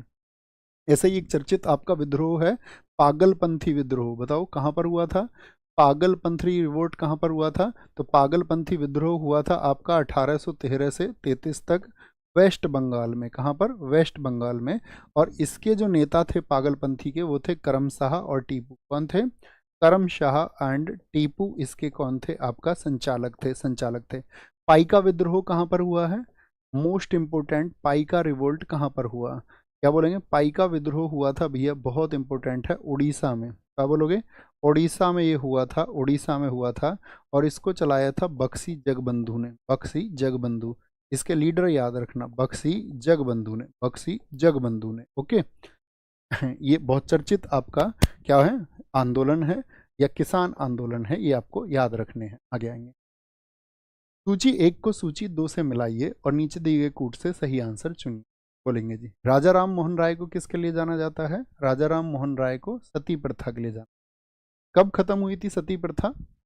सती प्रथा आज ही क्लास में हमने बताया आपको, बताओ ईयर क्या है? आज ही क्लास में हमने बताया आपको 1 बजे। हिस्ट्री की क्लास किया करो 1 बजे, जिन साथियों का हिस्ट्री कमजोर है। 1 बजे फ्री ऑफ कॉस्ट यूट्यूब पे, इसी चैनल पे। तो बेंटिक 1829 में, क्या बोलोगे? 1829 में, 1829 में बेंटिक के समय पर, बेंटिक के समय पर सती प्रथा को पहले कहाँ खत्म किया गया था? बंगाल में। बंगाल में इसको खत्म किया गया था, बंगाल में। ठीक है। अगर हम आपसे पूछें जो सती प्रथा है, इसको मद्रास और बम्बई में कब खत्म किया गया था? मद्रास और बम्बई में किस ईयर में? भैया अगले ही वर्ष सती प्रथा को बम्बई में इनवैलिड कर दिया गया, 1830 में, 1830। सती प्रथा के बारे में जो उल्लेख मिलता है वो कौन सा उल्लेख मिलता है? वो किस में मिलता है? आपका भानुगुप्त के, भानुगुप्त के, भानुगुप्त के एरन अभिलेख में। क्योंकि उसके सेनापति जो था गोपराज, उसकी घरवाली ने सतीत्व को धारण किया था, तो इसीलिए आपका एरन के अभिलेख में। और एरन अभिलेख कब का है? वो 510 ईडी का है। इसका समय भी पूछ लेता बहुत बार, एरन अभिलेख। ईश्वर चंद्र विद्यासागर किस लिए लड़ रहे थे देश में? विधवाओं की स्थिति को सुधार करने के लिए। तो विधवा पुनर्विवाह। अच्छा, विधवा पुनर्विवाह के लिए जो अधिनियम आया था, ये कब आया था? 1856 में। कभी भी पूछे ये जो एक्ट था, इसको ड्राफ्ट यानी कि इसका मसौदा किसके समय तैयार हुआ? तो आप बोलेंगे डलहौजी के समय इसको ड्राफ्ट किया गया था। लेकिन इसका इनेक्टमेंट यानी कि इसको लागू किसके समय किया गया था? तो लागू इसको किया गया था कैनिंग के समय, लेकिन ईयर 1856 ही होगा। ओके। कर्नल सिलीमैन को यहाँ पर ठगी प्रथा के अंत के लिए नियुक्त किया गया था, जिसने 1500 ठगों को भारत में इकट्ठा किया और उनको मृत्युदंड दिया था। बहराम जी मालाबारी ये बाल विवाह के खिलाफ थे और इन्होंने लोगों को पत्र लिखे थे उस समय पे, 4000 लोगों को, ये प्रथा कितनी खराब है। तो क्या कहेंगे भैया? 1 3 4 5 बन जाएगा, यानी ऑप्शन बी हो जाएगा एकदम से सही। ऑप्शन बी एकदम से सही हो जाएगा, ये बात आपको पता होनी चाहिए। नेक्स्ट, निम्नलिखित में से कौन सा एक है जो सही सुमेलित है? The servants of India society, Satyashodhak Samaj, Tattvabodhini सभा और भारतीय ब्रह्म समाज। तो भारतीय ब्रह्म समाज किस वर्ष में बना था? तो याद रखना ये 1805 में बना है, 1865 में बना। तत्वबोधिनी सभा आपका 1839 की है। सत्यशोधक समाज आपका 1873 का है। और the servants of India society 1905 की है, 1905 की है। क्या बोलोगे? 1905 की है। ठीक है। तो कौन सा सही सुमेलित है? भारतीय ब्रह्म समाज की स्थापना क्या ज्योतिबा फूले जी ने की? नहीं जी, उन्होंने तो सत्यशोधक समाज की स्थापना की। ठीक है। भारतीय ब्रह्म समाज ये केसी सेन है, केशव चंद्र सेन है। और तत्वबोधिनी सभा ये देवेंद्रनाथ टैगोर हैं आपका। The servants of India society Gopal Krishna Gokhale, ये एकदम से क्या बोलोगे? ये एकदम से सही है। हम पूछेंगे आपसे दोस्त, आप हमें बताना आत्मीय सभा की स्थापना कब हुई थी? बताओ, आत्मीय सभा की स्थापना कब हुई थी? आत्मीय सभा बनी है भैया 1815 में, और इसको बनाया है राजा राम मोहन राय जी ने। किसने? राजा राम मोहन राय ने। दूसरा क्वेश्चन हमारा रहेगा, प्रार्थना समाज की स्थापना कब हुई? प्रार्थना समाज की स्थापना कब हुई? एक दिन हम इसके स्थल आपको बताएंगे। 1867 में। किसने की थी? आत्मा राम पांडुरंग। एमटीएस हर वर्ष पूछ लेता है इसको, हर शिफ्ट में पूछ लेता। आत्मा राम पांडुरंग, आत्माराम पांडुरंग। इनके साथ में थे आपका आरजी भंडारकर। कौन थे? आरजी भंडारकर थे, आरजी भंडारकर थे। तीसरा आप हमें बताएं, आदि ब्रह्म समाज किसने स्थापित किया था? आदि आदि ब्रह्म समाज की स्थापना किसने की थी? ये ब्रह्म समाज के अंग थे, तो आप बोलेंगे 1865 में, जब उन्होंने भारतीय ब्रह्म समाज बना लिया केसी सेन ने, तो इन्होंने बनाया आदि ब्रह्म समाज। किसने जी? आपका देवेंद्रनाथ टैगोर ने। किसने? देवेंद्रनाथ ने इसकी स्थापना की थी। मुझे बताओ, साधारण ब्रह्म समाज की स्थापना किसने की? साधारण साधारण ब्रह्म समाज की स्थापना किसने की थी? तो साधारण ब्रह्म समाज की स्थापना की थी आपका 1878 में आनंद मोहन बोस ने। आनंद आनंद मोहन बोस ने की थी। आनंद मोहन बोस ने इसकी स्थापना की थी। आर्य समाज की स्थापना किसने की बताएंगे? आर्य समाज, आर्य समाज में दयानंद सरस्वती जी के सहयोगी कौन थे? गिरगांव मुंबई में 1875 में स्थापित हुआ। उनके सहयोगी थे लाला हंसराज। कौन? लाला हंसराज और दयानंद सरस्वती। दयानंद सरस्वती, मुझे बताओ दयानंद सरस्वती जी ने आपका जो इनके गुरु थे उनका नाम मुझे बता दीजिए। उनका नाम मुझे बता दीजिए। और इसी समय का एक चर्चित संगठन है पुणे का, पूना सार्वजनिक सभा। क्या बोलोगे? पूना सार्वजनिक सभा। पूना सार्वजनिक सभा की स्थापना हुई 1870 में, 1870 में। और पूना सार्वजनिक सभा की स्थापना की थी आपका किसने? Mahadev Govind Ranade, M G Ranade. जैसे गांधी जी के राजनीतिक गुरु हैं गोपाल कृष्ण गोखले, उसी तरह गोपाल कृष्ण गोखले के भी राजनीतिक गुरु कौन थे साथी? आपका महादेव गोविंद रानाडे थे। याद रखना महादेव गोविंद रानाडे आपका प्रार्थना समाज में भी थे। एम जी रानाडे, इन्होंने यहाँ भी सहयोग दिया, यहाँ भी इन्होंने इसको सहयोग दिया। जब समाज सुधार से क्वेश्चन आएगा तो संगठन पूछेगा, एसएससी हमेशा याद रख लेना। उनकी स्थापना कौन किसने की, कब की गई थी? निम्नलिखित में से कौन सी नदी घाटी बेसिन क्षेत्रफल की दृष्टि से सबसे बड़ी है? ठीक है, नदी घाटी बेसिन क्षेत्रफल की दृष्टि से सबसे बड़ी है, इनमें से बता रहा है। वैसे तो ओवरऑल तो गंगा है, क्या बोलेंगे इनमें से सबसे बड़ी कौन सी है? जैसे कि कावेरी है, नर्मदा है, या महानदी? तो आपका आंसर आएगा भैया महानदी है। कौन सी है इनमें सब में? महानदी, क्योंकि कावेरी का बेसिन है आपका 1 लाख से कम, नर्मदा का 98,000 के आसपास है, ताप्ती का 65,000, लेकिन इसका 1.5 लाख वर्ग किलोमीटर के आसपास है। कितना है? महानदी का बनता है आपका 1.5 लाख के आसपास। मुझे बताओ महानदी का जो उद्गम है, ओरिजिन है, वो कहाँ से है? इसका उद्गम है सिहावा पर्वत से। और सिहावा जो पर्वत श्रेणी है वो किस राज्य में है? तो आप बोलेंगे सिहावा पर्वत पड़ता है आपका भैया धमतरी डिस्ट्रिक्ट में। कहाँ पर? धमतरी जिले में पड़ता है। और धमतरी जिला आपका कहाँ पर है? वो है आपका छत्तीसगढ़ में। कहाँ पर है? छत्तीसगढ़ में। महानदी का आपका प्राचीन नाम आप बता सकते हैं? महानदी का जो साथी प्राचीन नाम है, एंशिएंट नेम क्या है इसका? जैसे ऋग्वेदिक कालीन नाम पूछ लेता नदियों के, इसका नाम है आपका चित्रोत्पला। क्या नाम है? चित्रोत्पला। और पानी कहाँ गिराती है महानदी? आपका बंगाल की खाड़ी में। कहाँ गिराएगी जल? बंगाल की खाड़ी में। बंगाल की खाड़ी में ये आपका बे ऑफ बंगाल में अपने जल को गिराती है। अच्छा मुझे बताएं इसकी जो ट्रिब्यूटरीज हैं, इसकी सहायक नदियों के नाम बताएं। इसकी सहायक नदियों के नाम बताएं, बोलेंगे भी फटाफट से सहायक नदियों के। मोनू RWA कह रहे हैं महिला आर्य समाज की स्थापना 1882 में हुई। बहुत अच्छा फैक्ट आपने बताया दोस्त। महानदी, क्या हमने आपसे पूछा अभी? इसकी जो सहायक नदियां, एसएससी वाले याद रख लो, सबसे इंपॉर्टेंट टॉपिक आपका ज्योग्राफी में सहायक नदियां होता है। ठीक है, ये जरूर ध्यान से पढ़ा करो इसकी। एक तो आपका शिवनाथ है, शिवनाथ किसकी ट्रिब्यूटरी है? तो आप कहेंगे भैया महानदी की है। अरपा पूछ ले आपसे तो महानदी की है। जोंक पूछ ले तो ये भी किसकी है? आपका महानदी की सहायक नदी है, महानदी की। और इसी पर आपका महानदी पर क्या है? आपका हीराकुंड बांध है। हीराकुंड बांध को क्या बोलोगे, सबसे लंबा बांध या सबसे ऊंचा बांध? अगर लंबा या सबसे लंबा बांध है तो इसकी लंबाई कौन बताएगा? हीराकुंड बांध परियोजना इसी नदी पर है। क्या बोलोगे? हीराकुंड बांध परियोजना कहाँ पर है? आपका महानदी पर ही है। ठीक है, और महानदी पर कहाँ पर है? ओडिशा में है। कहाँ पर है? ओडिशा में ये स्थित है, ओडिशा में, ओडिशा में स्थित है। ओके। अच्छा यहाँ पर एक क्वेश्चन हम और पूछेंगे आपसे, विश्व का सबसे बड़ा बेसिन किस रिवर का है? विश्व का सबसे बड़ा रेसी जो आपका बेसिन है विश्व का सबसे बड़ा, तो वो अमेजन का है। भारत में पूछे तो गंगा का, लेकिन दक्षिण भारत में किसका हो जाएगा? आपका महानदी का हो जाएगा, महानदी। निम्नलिखित में से कौन सी भारतीय नदी का युग्म भ्रंश घाटी से होकर के बहती है, जो रिफ्ट वैली से होकर के बहती है? रिफ्ट वैली से सरयू और गंडक, कावेरी और गोदावरी, नर्मदा और ताप्ती बहती हैं, या फिर आपका गंगा और कोसी नदी बहती हैं? वो नदियां बहती हैं जो आपका किधर? आपका जो अरब सागर में जल गिराती है, नर्मदा और ताप्ती हो जाएंगे। क्या बोलेंगे? नर्मदा और ताप्ती। अच्छा मैं पूछूं इन दोनों नदियों के बीच में क्या है? आपका सतपुड़ा सीरीज है। क्या है?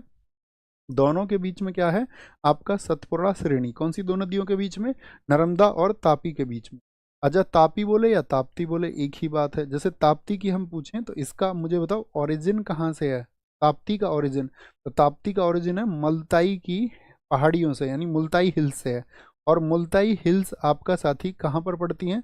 तो ये है आपका बैतूल डिस्ट्रिक्ट में, जो कि एमपी का है। कहाँ पर?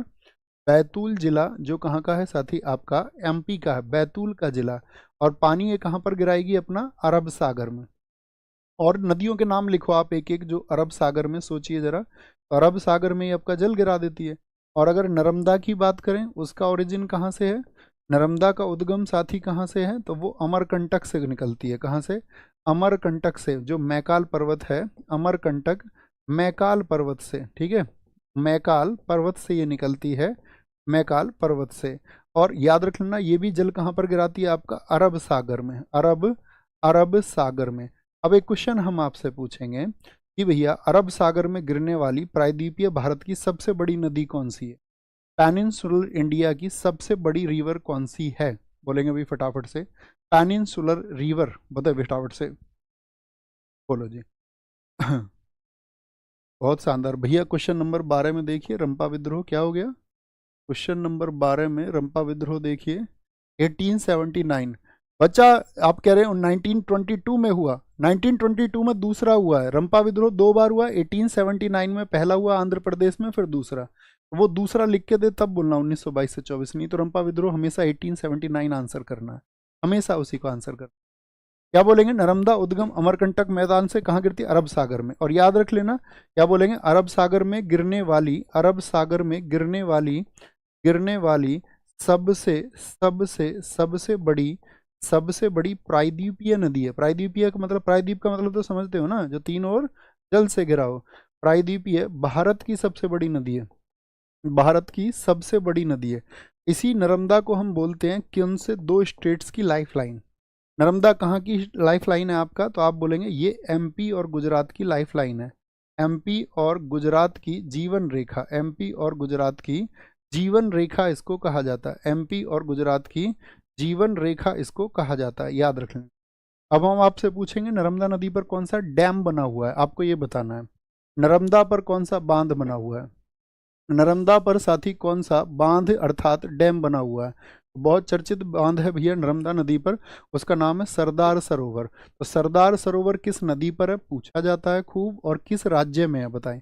सरदार सरोवर साथी आपका गुजरात में है, कहाँ पर है, गुजरात में है, कहाँ पर है, गुजरात में।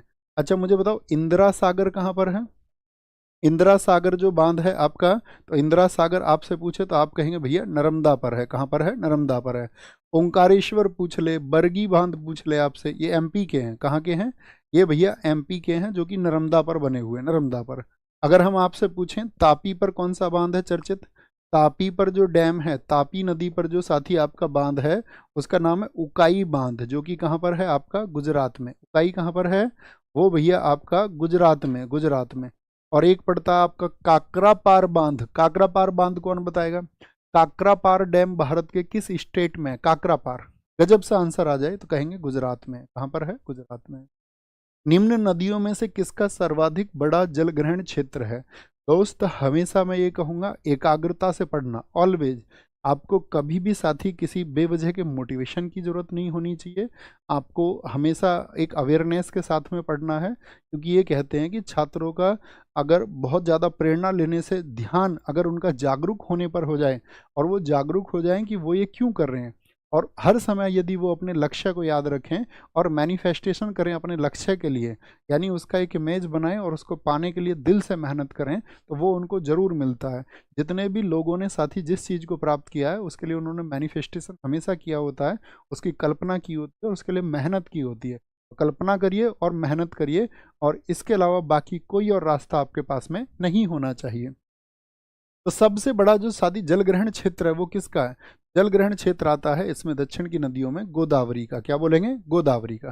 गोदावरी की लंबाई कौन बताएगा, बताओ फटाफट से, गोदावरी की लेंथ कितनी है ये कौन बता सकता है।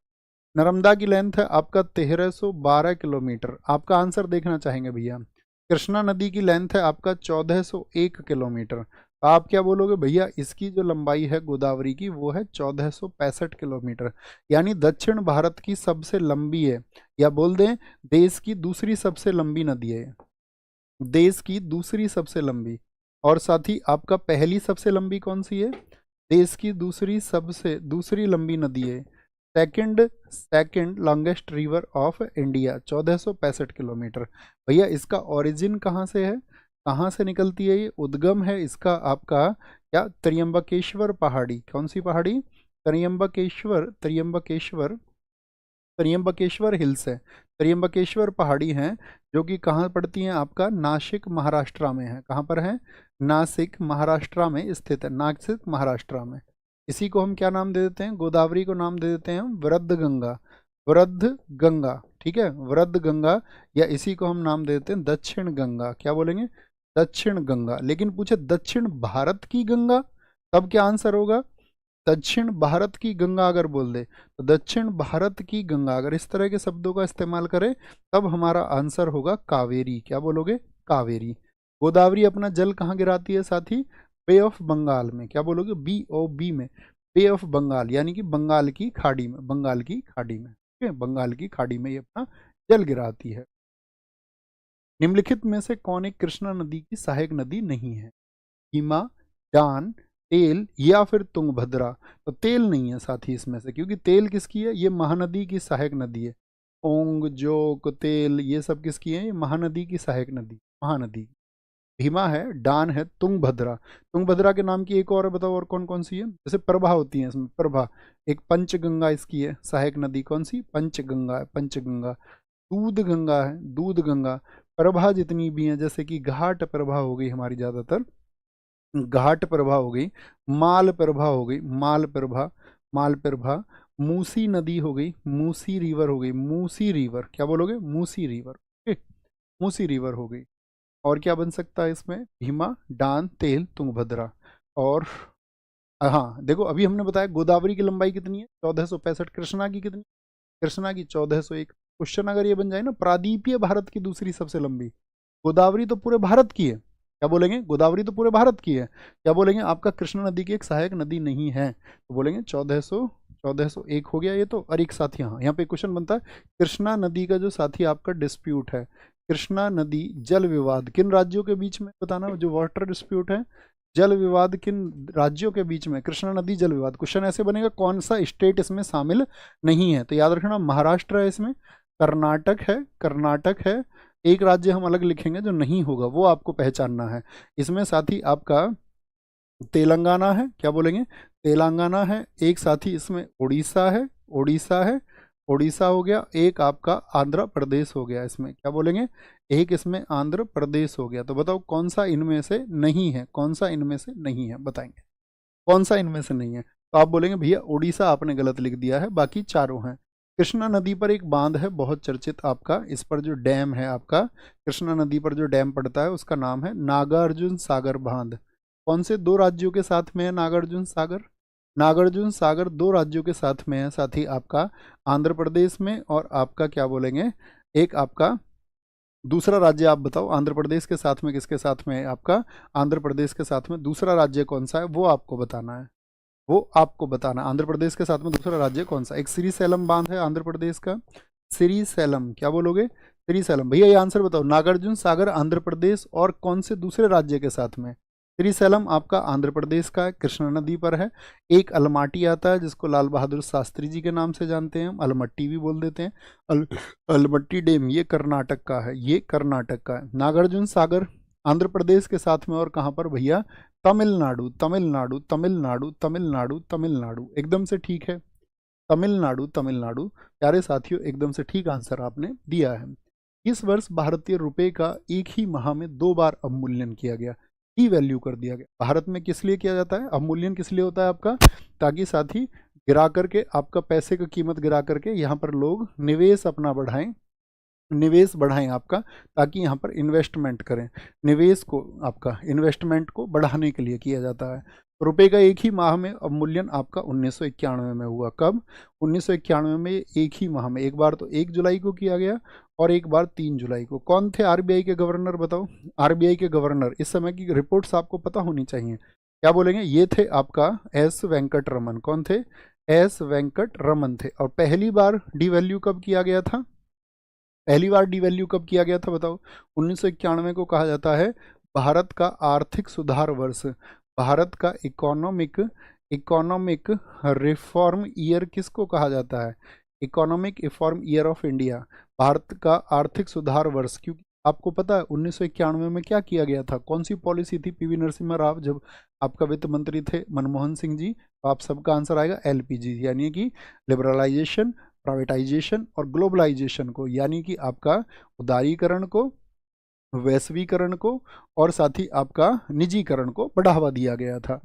तो पहली बार जो अवमूल्यन हुआ था, अवमूल्यन फर्स्ट टाइम, पहली बार कब किया गया था अवमूल्यन को? पहली बार जो डी वैल्यू किया गया था, वो किया गया था 19 सितंबर 1949 को। कब? 19 सितंबर 1949 को किया गया था। और इस टाइम पर थे आपका बैनेगल रामाराव। कौन थे ये? आरबीआई के गवर्नर थे। कौन थे ये साथी आपका आरबीआई के गवर्नर थे, क्योंकि इनसे पहले तो वो थे, कौन थे इनसे पहले? तो 30 जून को ही रिटायर हुए थे, एक व्यक्ति पहले थे, क्या नाम था उनका, मैं नाम भूल रहा हूँ अभी। बैनेगल रामाराव से पहले कौन थे आरबीआई के गवर्नर? कोई बता सकता है क्या मुझे? अभी मैं एकदम से भूला उनका। हाँ, क्या आप मुझे बता सकते हैं? बताओ भी फटाफट से। तो पहली बार तो 1949 में किया गया था, और सेकंड टाइम जो किया गया था आपका, सेकंड टाइम किया गया था 1966 में, 1966 में। और 1966 में जो किया गया था आपका 1966 में, तो उस टाइम पे कौन थे आपका? उस टाइम पे थे पीसी भट्टाचार्य। कौन थे? पीसी भट्टाचार्य थे आरबीआई के गवर्नर। और इस डेट को कभी पूछे भारत में 6666 क्या है, 6666 क्या है, तो याद रख लेना 6 जून 1966 की बात है। कब की बात है? 6 जून 1966 की बात है। वो 19 सितंबर की बात है, और ये 1 जुलाई और 3 जुलाई 1991 की बात है। 6666 इस घटना को कहा जाता है। तो भारत में दूसरी बार अवमूल्यन किया गया था। क्या किया गया था? दूसरी बार अवमूल्यन किया गया था। ये आपको पता होना चाहिए, याद रखेंगे तब। हाँ, मैं ये बोल रहा था, इनसे पहले थे सीडी देशमुख। आज़ाद भारत के पहले आरबीआई गवर्नर कौन है? सीडी देशमुख है। और आरबीआई के पहले गवर्नर कौन बताए थे मैंने आपको? आरबीआई के पहले गवर्नर कौन बताए थे? तो आप कहेंगे भैया आपने बताए थे हमको, ऑसबोर्न स्मिथ हम याद रखेंगे। वर्ष 2016 के अंत में प्रधानमंत्री नरेंद्र मोदी की सरकार ने कौन से प्रमुख आर्थिक निर्णय की घोषणा की? वर्ष 2016 के अंत में क्या कैशलेस अर्थव्यवस्था की ओर जाने के लिए बकायेदारों का ऋण माफ कर दिया क्या? नहीं जी। डिमोनेटाइजेशन को, विमुद्रीकरण को, इस डेट को, विमुद्रीकरण की डेट क्या थी साथी आपका? 8 नवंबर 2016। और कितने बजे? तो याद रखना 8 नवंबर 2016 रात 8 बजे। कितने बजे? रात 8 बजे। उद्देश्य क्या था इसका? ऑब्जेक्टिव क्या था? क्यों किया गया था? हालांकि ये विफल रहा वो उस उद्देश्य में। तो इसमें क्या था? इसको बोला गया था surgical strike on black money. Surgical surgical strike on black money किसको कहा गया था? Surgical strike on black money किसको कहा गया था? तो आप बोलेंगे ये कहा गया था आपका भैया इसको, इनके विमुद्रीकरण को। इसका जो उद्देश्य था वो उद्देश्य था काले धन को बाहर लेके आना है। किसको? लेकिन क्या आ पाया था? आप कहेंगे नहीं जी, ज़्यादातर नोट ही जमा हो गए थे, तो काला धन बाहर नहीं आ पाया था। नकली मुद्रा को रोकने के लिए, जितनी भी आपका जाली करेंसी होती है उसको रोकने के लिए, और भारत में कैशलेस अर्थव्यवस्था की ओर बढ़ने के लिए, डिजिटल अर्थव्यवस्था की ओर, क्या बोलेंगे, डिजिटल इकोनॉमी की ओर जाने के लिए ये उसके उद्देश्य रखे गए। लेकिन क्या बोलेंगे, काला धन प्राप्त हुआ? आप कहेंगे नहीं जी भैया। इसमें क्या था आपका, गवर्नमेंट को जो घोषित किया था उन्होंने 15,41,000 करोड़ रुपए, 15,41,000 करोड़ रुपए को उन्होंने क्या कर दिया था आपका, बंद कर दिया था। लेकिन इसमें रिकवरी कितने की हो गई थी? रिकवरी कितने की हो गई थी? तो रिकवरी आप कहेंगे इसमें रिकवरी हो गई थी 15,31,000 करोड़ रुपए की। क्या? 15,31,000 करोड़ रुपए की इसमें क्या हो गई थी? रिकवरी हो गई थी। रिकवरी हो गई तो कितना परसेंट हो गई रिकवरी? तो आप बोलेंगे इसमें रिकवरी हो गई 98.96% की रिकवरी हो गई। ओके। और आपसे पूछे भैया जैसे जो रुपए हमने बंद किए यहाँ पर, यानी कि 8 नवंबर कुछ रुपए बंद किए, तो कौन कौन से रुपए बंद किए थे हमने? तो 86% मुद्रा अवैध कर दी थी यहाँ पर हमने। पुराने वाले 500 और 1,000 रुपए के जो नोट थे वो हमने क्या कर दिए थे? वो बंद कर दिए थे। क्या कर दिए थे? उनको बंद कर दिया था, 500 और 1,000 रुपए के नोट। और ये कितनी मुद्रा थी उस समय की? ये 86% मुद्रा थी, जो क्या हो गई थी? अवैध हो गई थी, इनवैलिड हो गई थी, अवैध हो गई थी, अवैध हो गई थी। ठीक है, ये बात आपको याद रख लेनी है। अच्छा मुझे बताओ, जो साथी अब नोट 500 और 1,000 के बंद हो गए, तो नोट के लिए लाइन लगी थी उस टाइम पे या नहीं लगी थी? आप कहेंगे हाँ जी भैया खूब लाइन लगी। अब जो नोट के लिए लाइन लगी, तो अंतिम तिथि कौन सी थी नोट बदलने की? क्या बोलेंगे इस पे लिखना, नोट बदलने की अंतिम तिथि। नोट बदलने की अंतिम तिथि जिसमें 100 से ज़्यादा लोग मर भी गए थे। क्या बोलेंगे इसमें? नोट दब गए भीड़ में, अंतिम तिथि, बहुत जगह इतनी भीड़ होती थी। नोट बदलने की जो अंतिम तिथि थी वो थी आपका 30 दिसंबर 2016। इस तक आपको वापस करना है। फिर गवर्नमेंट ने चलाया था 2000 का नोट, ठीक है, 2000 का नोट चलाया था। तो मुझे बताओ इस समय पे आपका फाइनेंस मिनिस्टर कौन थे, भारत के वित्त मंत्री कौन थे, अरुण जेटली थे। और इसके सब लोगों ने बुराई की कि ये कोई व्यवस्था, मतलब उतना जो फेलियर इसमें रहा, क्या बोलेंगे इसको, जो लक्ष्य हमको पाने थे वो नहीं पा पाए। राष्ट्रपति कौन थे देश के, राष्ट्रपति थे आपका प्रणब मुखर्जी। कौन थे, प्रणब मुखर्जी। कोई प्रणब मुखर्जी की बुक बता सकता है, प्रणब मुखर्जी। और प्रधानमंत्री को तो ये तो सब जानते ही है, आपका प्रधानमंत्री थे आपका कौन से, मोदी जी, वो तो लिखा ही हुआ है ऊपर, मोदी जी। आप मुझे बताओ आरबीआई के गवर्नर कौन थे इस टाइम पे, आरबीआई के गवर्नर कौन थे, जिनका बाद में इस्तीफा भी हुआ इसी बात के लिए, उर्जित पटेल। उर्जित पटेल, इनकी बुक का नाम है ओवरड्राफ्ट, उर्जित पटेल। उर्जित पटेल की बुक का नाम क्या है बताइए, उर्जित पटेल की बुक का नाम है ओवरड्राफ्ट, ओवरड्राफ्ट है, ये आपको पता होना चाहिए, ठीक है। अब मुझे बताओ 2000 रुपये का नोट बंद हुआ था, उसकी घोषणा कब हुई थी। 2000 रुपये का जो नोट बंद हुआ, नोटबंदी हुई इसकी, नोटबंद, इसकी घोषणा कब हुई थी, तो इसकी घोषणा हुई है साथी आपका 19 मई 2023 को। क्या बोलोगे, 19 मई 2023 को हुई है, ये आपको पता होना चाहिए, 19 मई 2023 को। कोई दिक्कत, कोई परेशानी नहीं जी भैया। नेक्स्ट, विदेशी मुद्रा विनियमन अधिनियम, फेरा, फॉरेन एक्सचेंज रेगुलेशन एक्ट। एक तो इसका फुल फॉर्म बहुत पूछा जाता है एग्जाम में।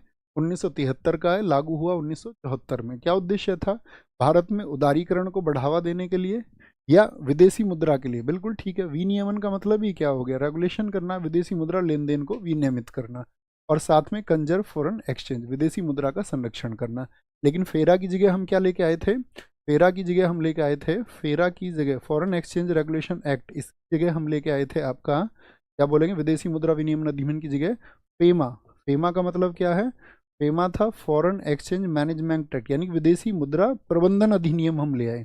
यानी कि आपका फॉरेन एक्सचेंज, क्या बोलेंगे इसको, foreign exchange, foreign exchange management act, foreign exchange management act था ये। बताओ किस ईयर में आया था, ईयर बताओ इसका, तो इसका ईयर है 1999। एक्ट तो यूं तो आपका 1998 का था ये, लेकिन ये इम्प्लीमेंट हुआ आपका कब, 1999 में हुआ, 1999 में हुआ, ये हमको पता होना चाहिए। प्रधानमंत्री सुरक्षा बीमा योजना के तहत जोखिम कवरेज कितना, कितना जोखिम कवरेज मिलता है, बोलोगे फटाफट से, कितना जोखिम कवरेज इसमें, 2 लाख रुपए। लेकिन 2 लाख रुपए कब मिलेंगे आपका, 2 लाख रुपए कब मिलेंगे ये बताना। सुरक्षा बीमा योजना, पहली बात तो याद रखना, ये कब की है, 2015 की है, 2015 की है। और 2 लाख रुपए मिलते हैं दो स्थितियों में, एक तो आकस्मिक मृत्यु हो जाए, या तो क्या हो जाए आपकी आकस्मिक मृत्यु हो जाए, ठीक है, या फिर आप इसमें पूर्णतः विकलांग हो जाओ, पूर्ण विकलांगता आ जाए, या पूर्ण दिव्यांगता आ जाए, पूर्ण विकलांगता आ जाए। इसका मतलब क्या हो गया आपका, एक कंप्लीट आपका डिसेबिलिटी हो जाए। 1 लाख रुपए मिलेंगे आंशिक विकलांगता पर, अर्थात पार्शियल डिसेबिलिटी पर। किस पर, पार्शियल डिसेबिलिटी पर कितने मिलेंगे, आंशिक विकलांगता, मतलब कि पूरी तरह से विकलांग नहीं हुआ, उस पर आपको 1 लाख रुपए मिलेंगे, ठीक है। इसमें भुगतान कितने का करना होता है, प्रीमियम कितने का जाता है इसमें, तो भुगतान इसमें होता है आपका 12 रुपये एनुअली, 12 रुपये प्रति वर्ष होता है, महीने नहीं, 12 रुपये प्रति वर्ष होगा, हर साल नया होता है। ऐसे ही साथ ही मुझे बताओ पीएम जो व्यय वंदन योजना है वो कितनी साल के लिए है, व्यय वंदन योजना कितने साल के लोगों के लिए है वो, तो आप कहोगे भैया वो 2017 की थी आपका, और ये आई थी आपका 60+ के लिए, किसके लिए, 60+ एज के लिए आई थी, 60+ एज के लिए। ऐसे ही साथ ही जो असंगठित क्षेत्र के लिए आई थी पीएम, पीएम उसको बोलेंगे पीएम श्रम योगी मानधन योजना, पीएम श्रम योगी मानधन योजना, पीएम श्रम योगी मानधन योजना। ये साथी किस वर्ष में आई थी आपका, 2019 में। ये किसके लिए थी आपका, असंगठित क्षेत्र के जो श्रमिक है, यानी अनऑर्गेनाइज्ड फील्ड के जितने भी लेबर्स हैं, असंगठित क्षेत्र के, असंगठित क्षेत्र के श्रमिकों के लिए आई थी, श्रमिकों के लिए ये आई थी पीएम श्रम योगी मानधन योजना, ठीक है। ये आपको पता होना चाहिए, किसके लिए, अनऑर्गेनाइज्ड एरिया के जो लेबर है उसके लिए, ये 60+ एज के लिए। और आपका सुरक्षा बीमा योजना किसके लिए है, वो 2 लाख और 1 लाख, आंशिक विकलांगता पर 1 लाख और पूर्ण विकलांगता पर 2 लाख। 30 मीटर पर सेकेंड की गति से चलने वाले 2 kg मास की बॉल की काइनेटिक एनर्जी क्या होगी, काइनेटिक एनर्जी बताओ भैया, काइनेटिक एनर्जी क्या होता है, हाफ mv² होता है, हाफ mv², हाफ m कितना है आपका, m कितना है 2 kg है, वी कितना है 30 मीटर पर सेकंड स्क्वायर, और केजी किलोग्राम मीटर पर सेकंड, यूनिट्स एकदम से ठीक है, चेंज करने की जरूरत नहीं है। तो आप कहेंगे 30 गुणा 30 हो जाएगा, तो क्या बन जाएगा 30 30 स्क्वायर 900, 900 क्या पास्कल बनेगा, 900 वाट बनेगा। ऊर्जा किस में नपेगी, ऊर्जा हमेशा जूल में नपती है, क्योंकि ऊर्जा का मात्रक क्या होता है, what is the unit of energy, ऊर्जा का मात्रक होता है जूल में। क्या बोलो, जूल में। एग्जाम में ऐसे नहीं 900 देगा, यहीं से ठीक कर। किसी भी पदार्थ के एक मोल में मौजूद कणों की संख्या क्या होती है। एक मोल में, एक मोल, मोल में क्या नापा जाता है आपका, बोलेंगे पदार्थ की मात्रा, पदार्थ की मात्रा को मापा जाता है, ठीक है, क्वांटिटी ऑफ सब्सटेंस को इसमें मापा जाता है। और कणों की संख्या क्या हो जाएगी इसमें 6.022 10⁻23, इसी को बोलते हैं हम एक मोल। ये क्या होता है, यही एक मोल होता है, और इसी को हम बोलते हैं आपका आवोगाद्रो संख्या। क्या बोलते हैं, आवोगाद्रो संख्या इसको हम बोलते हैं, आवोगाद्रो संख्या भी इसको हम बोलते हैं, याद रखें। नेक्स्ट है, एक वृक्ष की बाहरी जो संरक्षी परत होती है वो कौन सी होती है। जैसे कोई वृक्ष है, उसका जो संरक्षी परत है आपका, उसको बचाने के लिए वो कौन सी होती है, वो होती है आपका मज्जा नहीं, या कम्बियल पेल नहीं जी, वल्कल होती है। क्या होती है, वल्कल होती है, वल्कल, वल्कल होती है।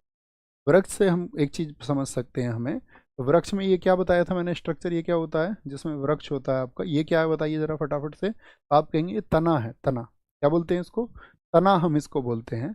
और जो बीज होता है, तो बीज से तना ऊपर की ओर जाता है कि नीचे की ओर जाता है, तो जो ऊपर की ओर जाता है वो तना होता है, यानी कि प्रांकुर से विकसित होता है। बहुत बार पूछा जाता है तना जो होता है वो किससे विकसित होता है, तो तना किससे विकसित होगा बताओ।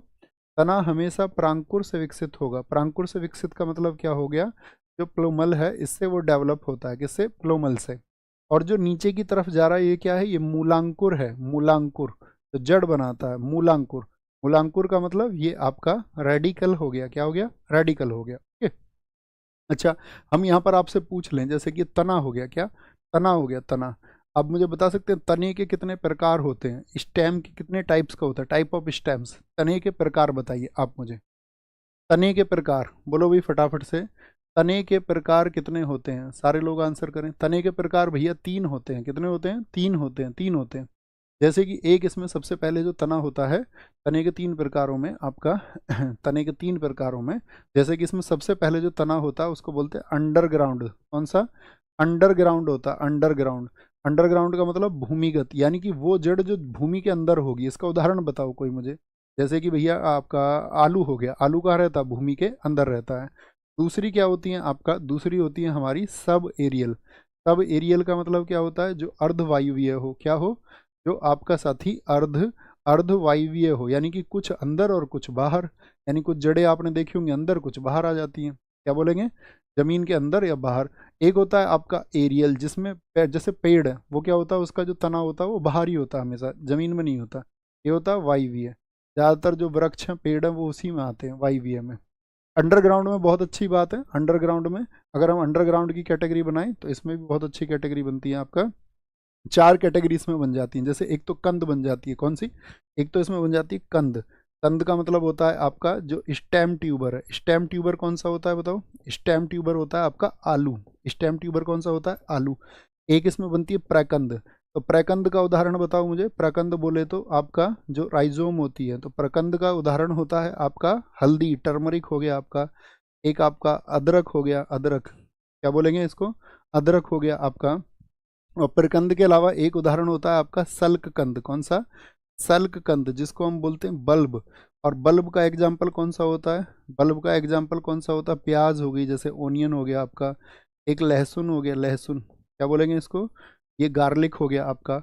और जो आपका एक चौथा टाइप होता है इसमें, उसको हम बोलते हैं आपका कंद, प्रकंद, सलकंद, घन कंद होती है। क्या होती है, घन कंद। क्या होता है, घन कंद होता है, घन कंद, जिसको हम बोलते हैं आपका कॉर्न। ये किसका होता है, जैसे अरबी खाई होगी आपने, अरबी, अरबी खाई है, आप कहेंगे हाँ जी भैया। तो ये जिमी कंद हो गया, अरबी हो गया, ये सब इसी की कैटेगरी होती है।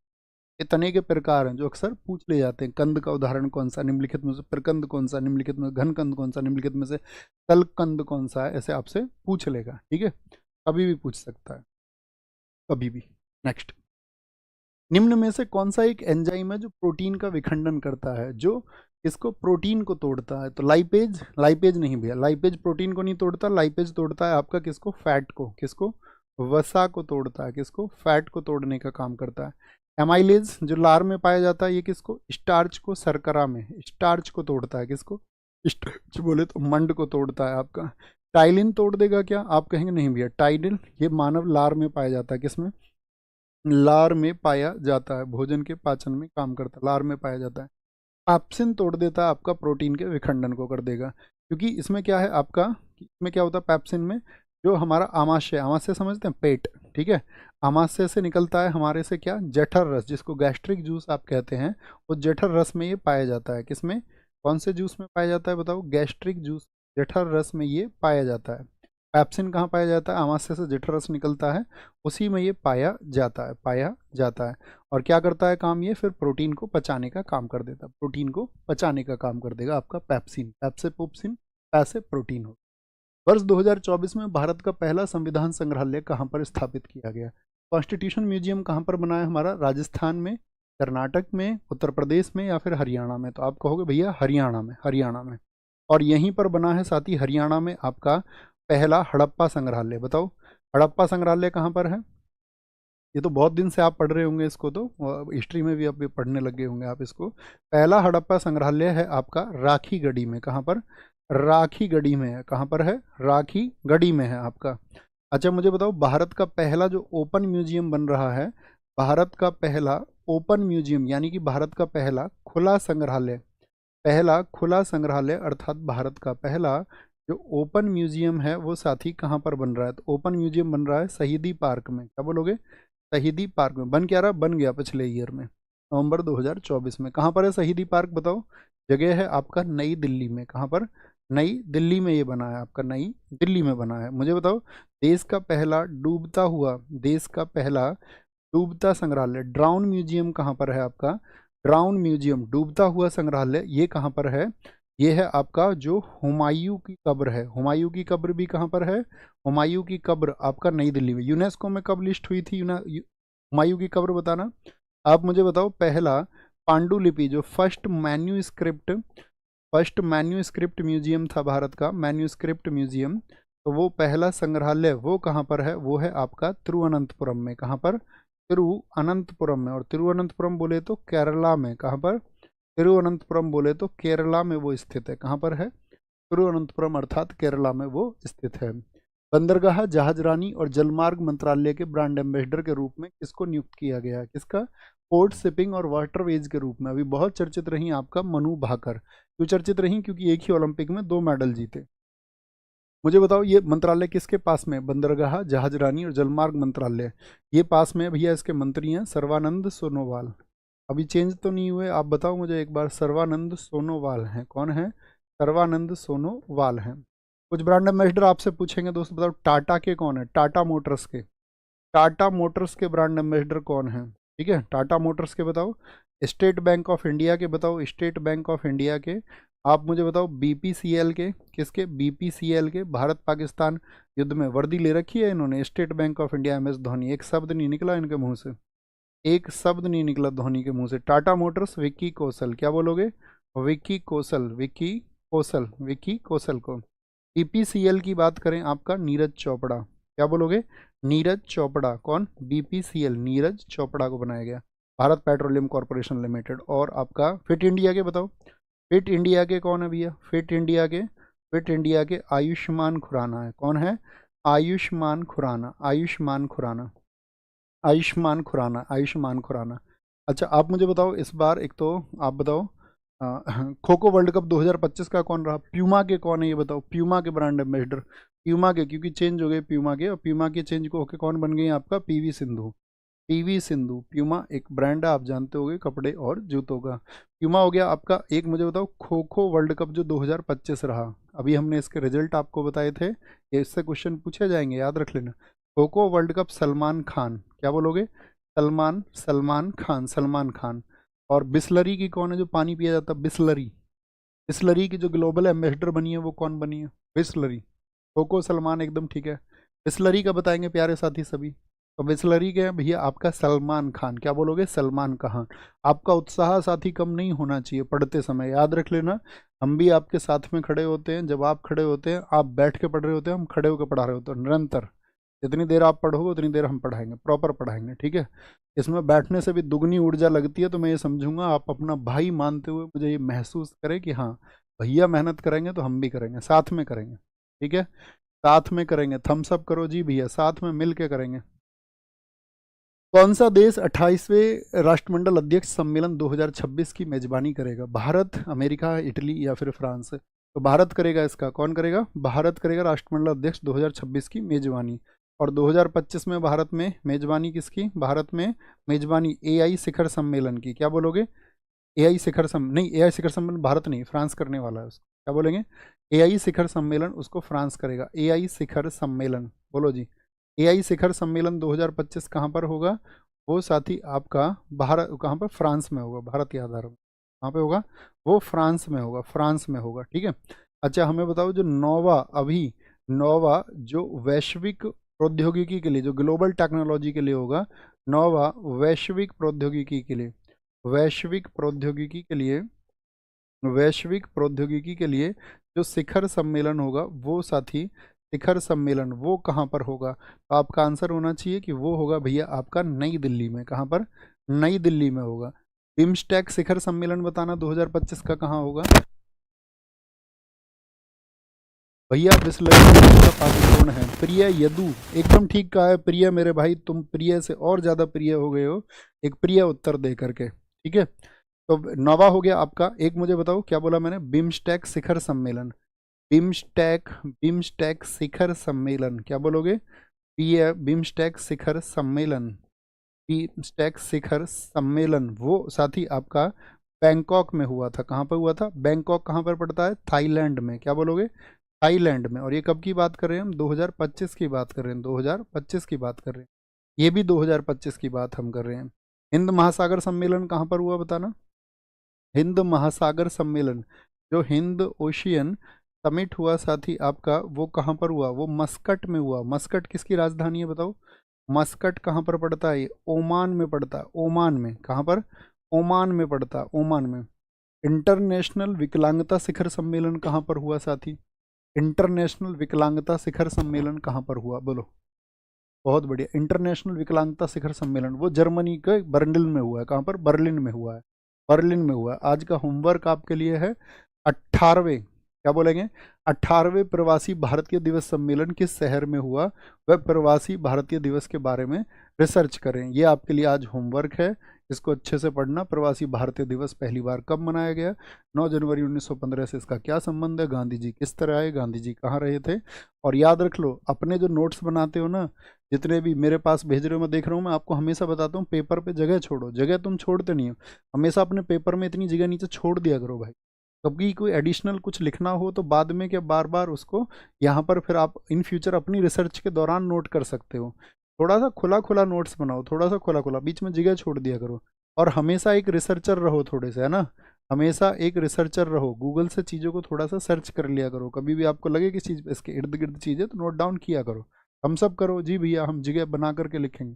अब मेरे पास में बहुत सारे स्टूडेंट्स भेजते हैं इंस्टाग्राम पर, मैं देखता हूँ एकदम से गुच गुच बना रखा है। वो ठीक है, आपको समझ में आएगा, लेकिन थोड़ी जगह तो छोड़ दो, ठीक है, तो कम से कम एटलीस्ट छोड़ दो थोड़ी सी। समझ में आप ही के आना चाहिए। और ध्यान रखिए अपना बहुत सारा, अच्छे से पढ़ते रहें। भैया एक शायरी सुना दो।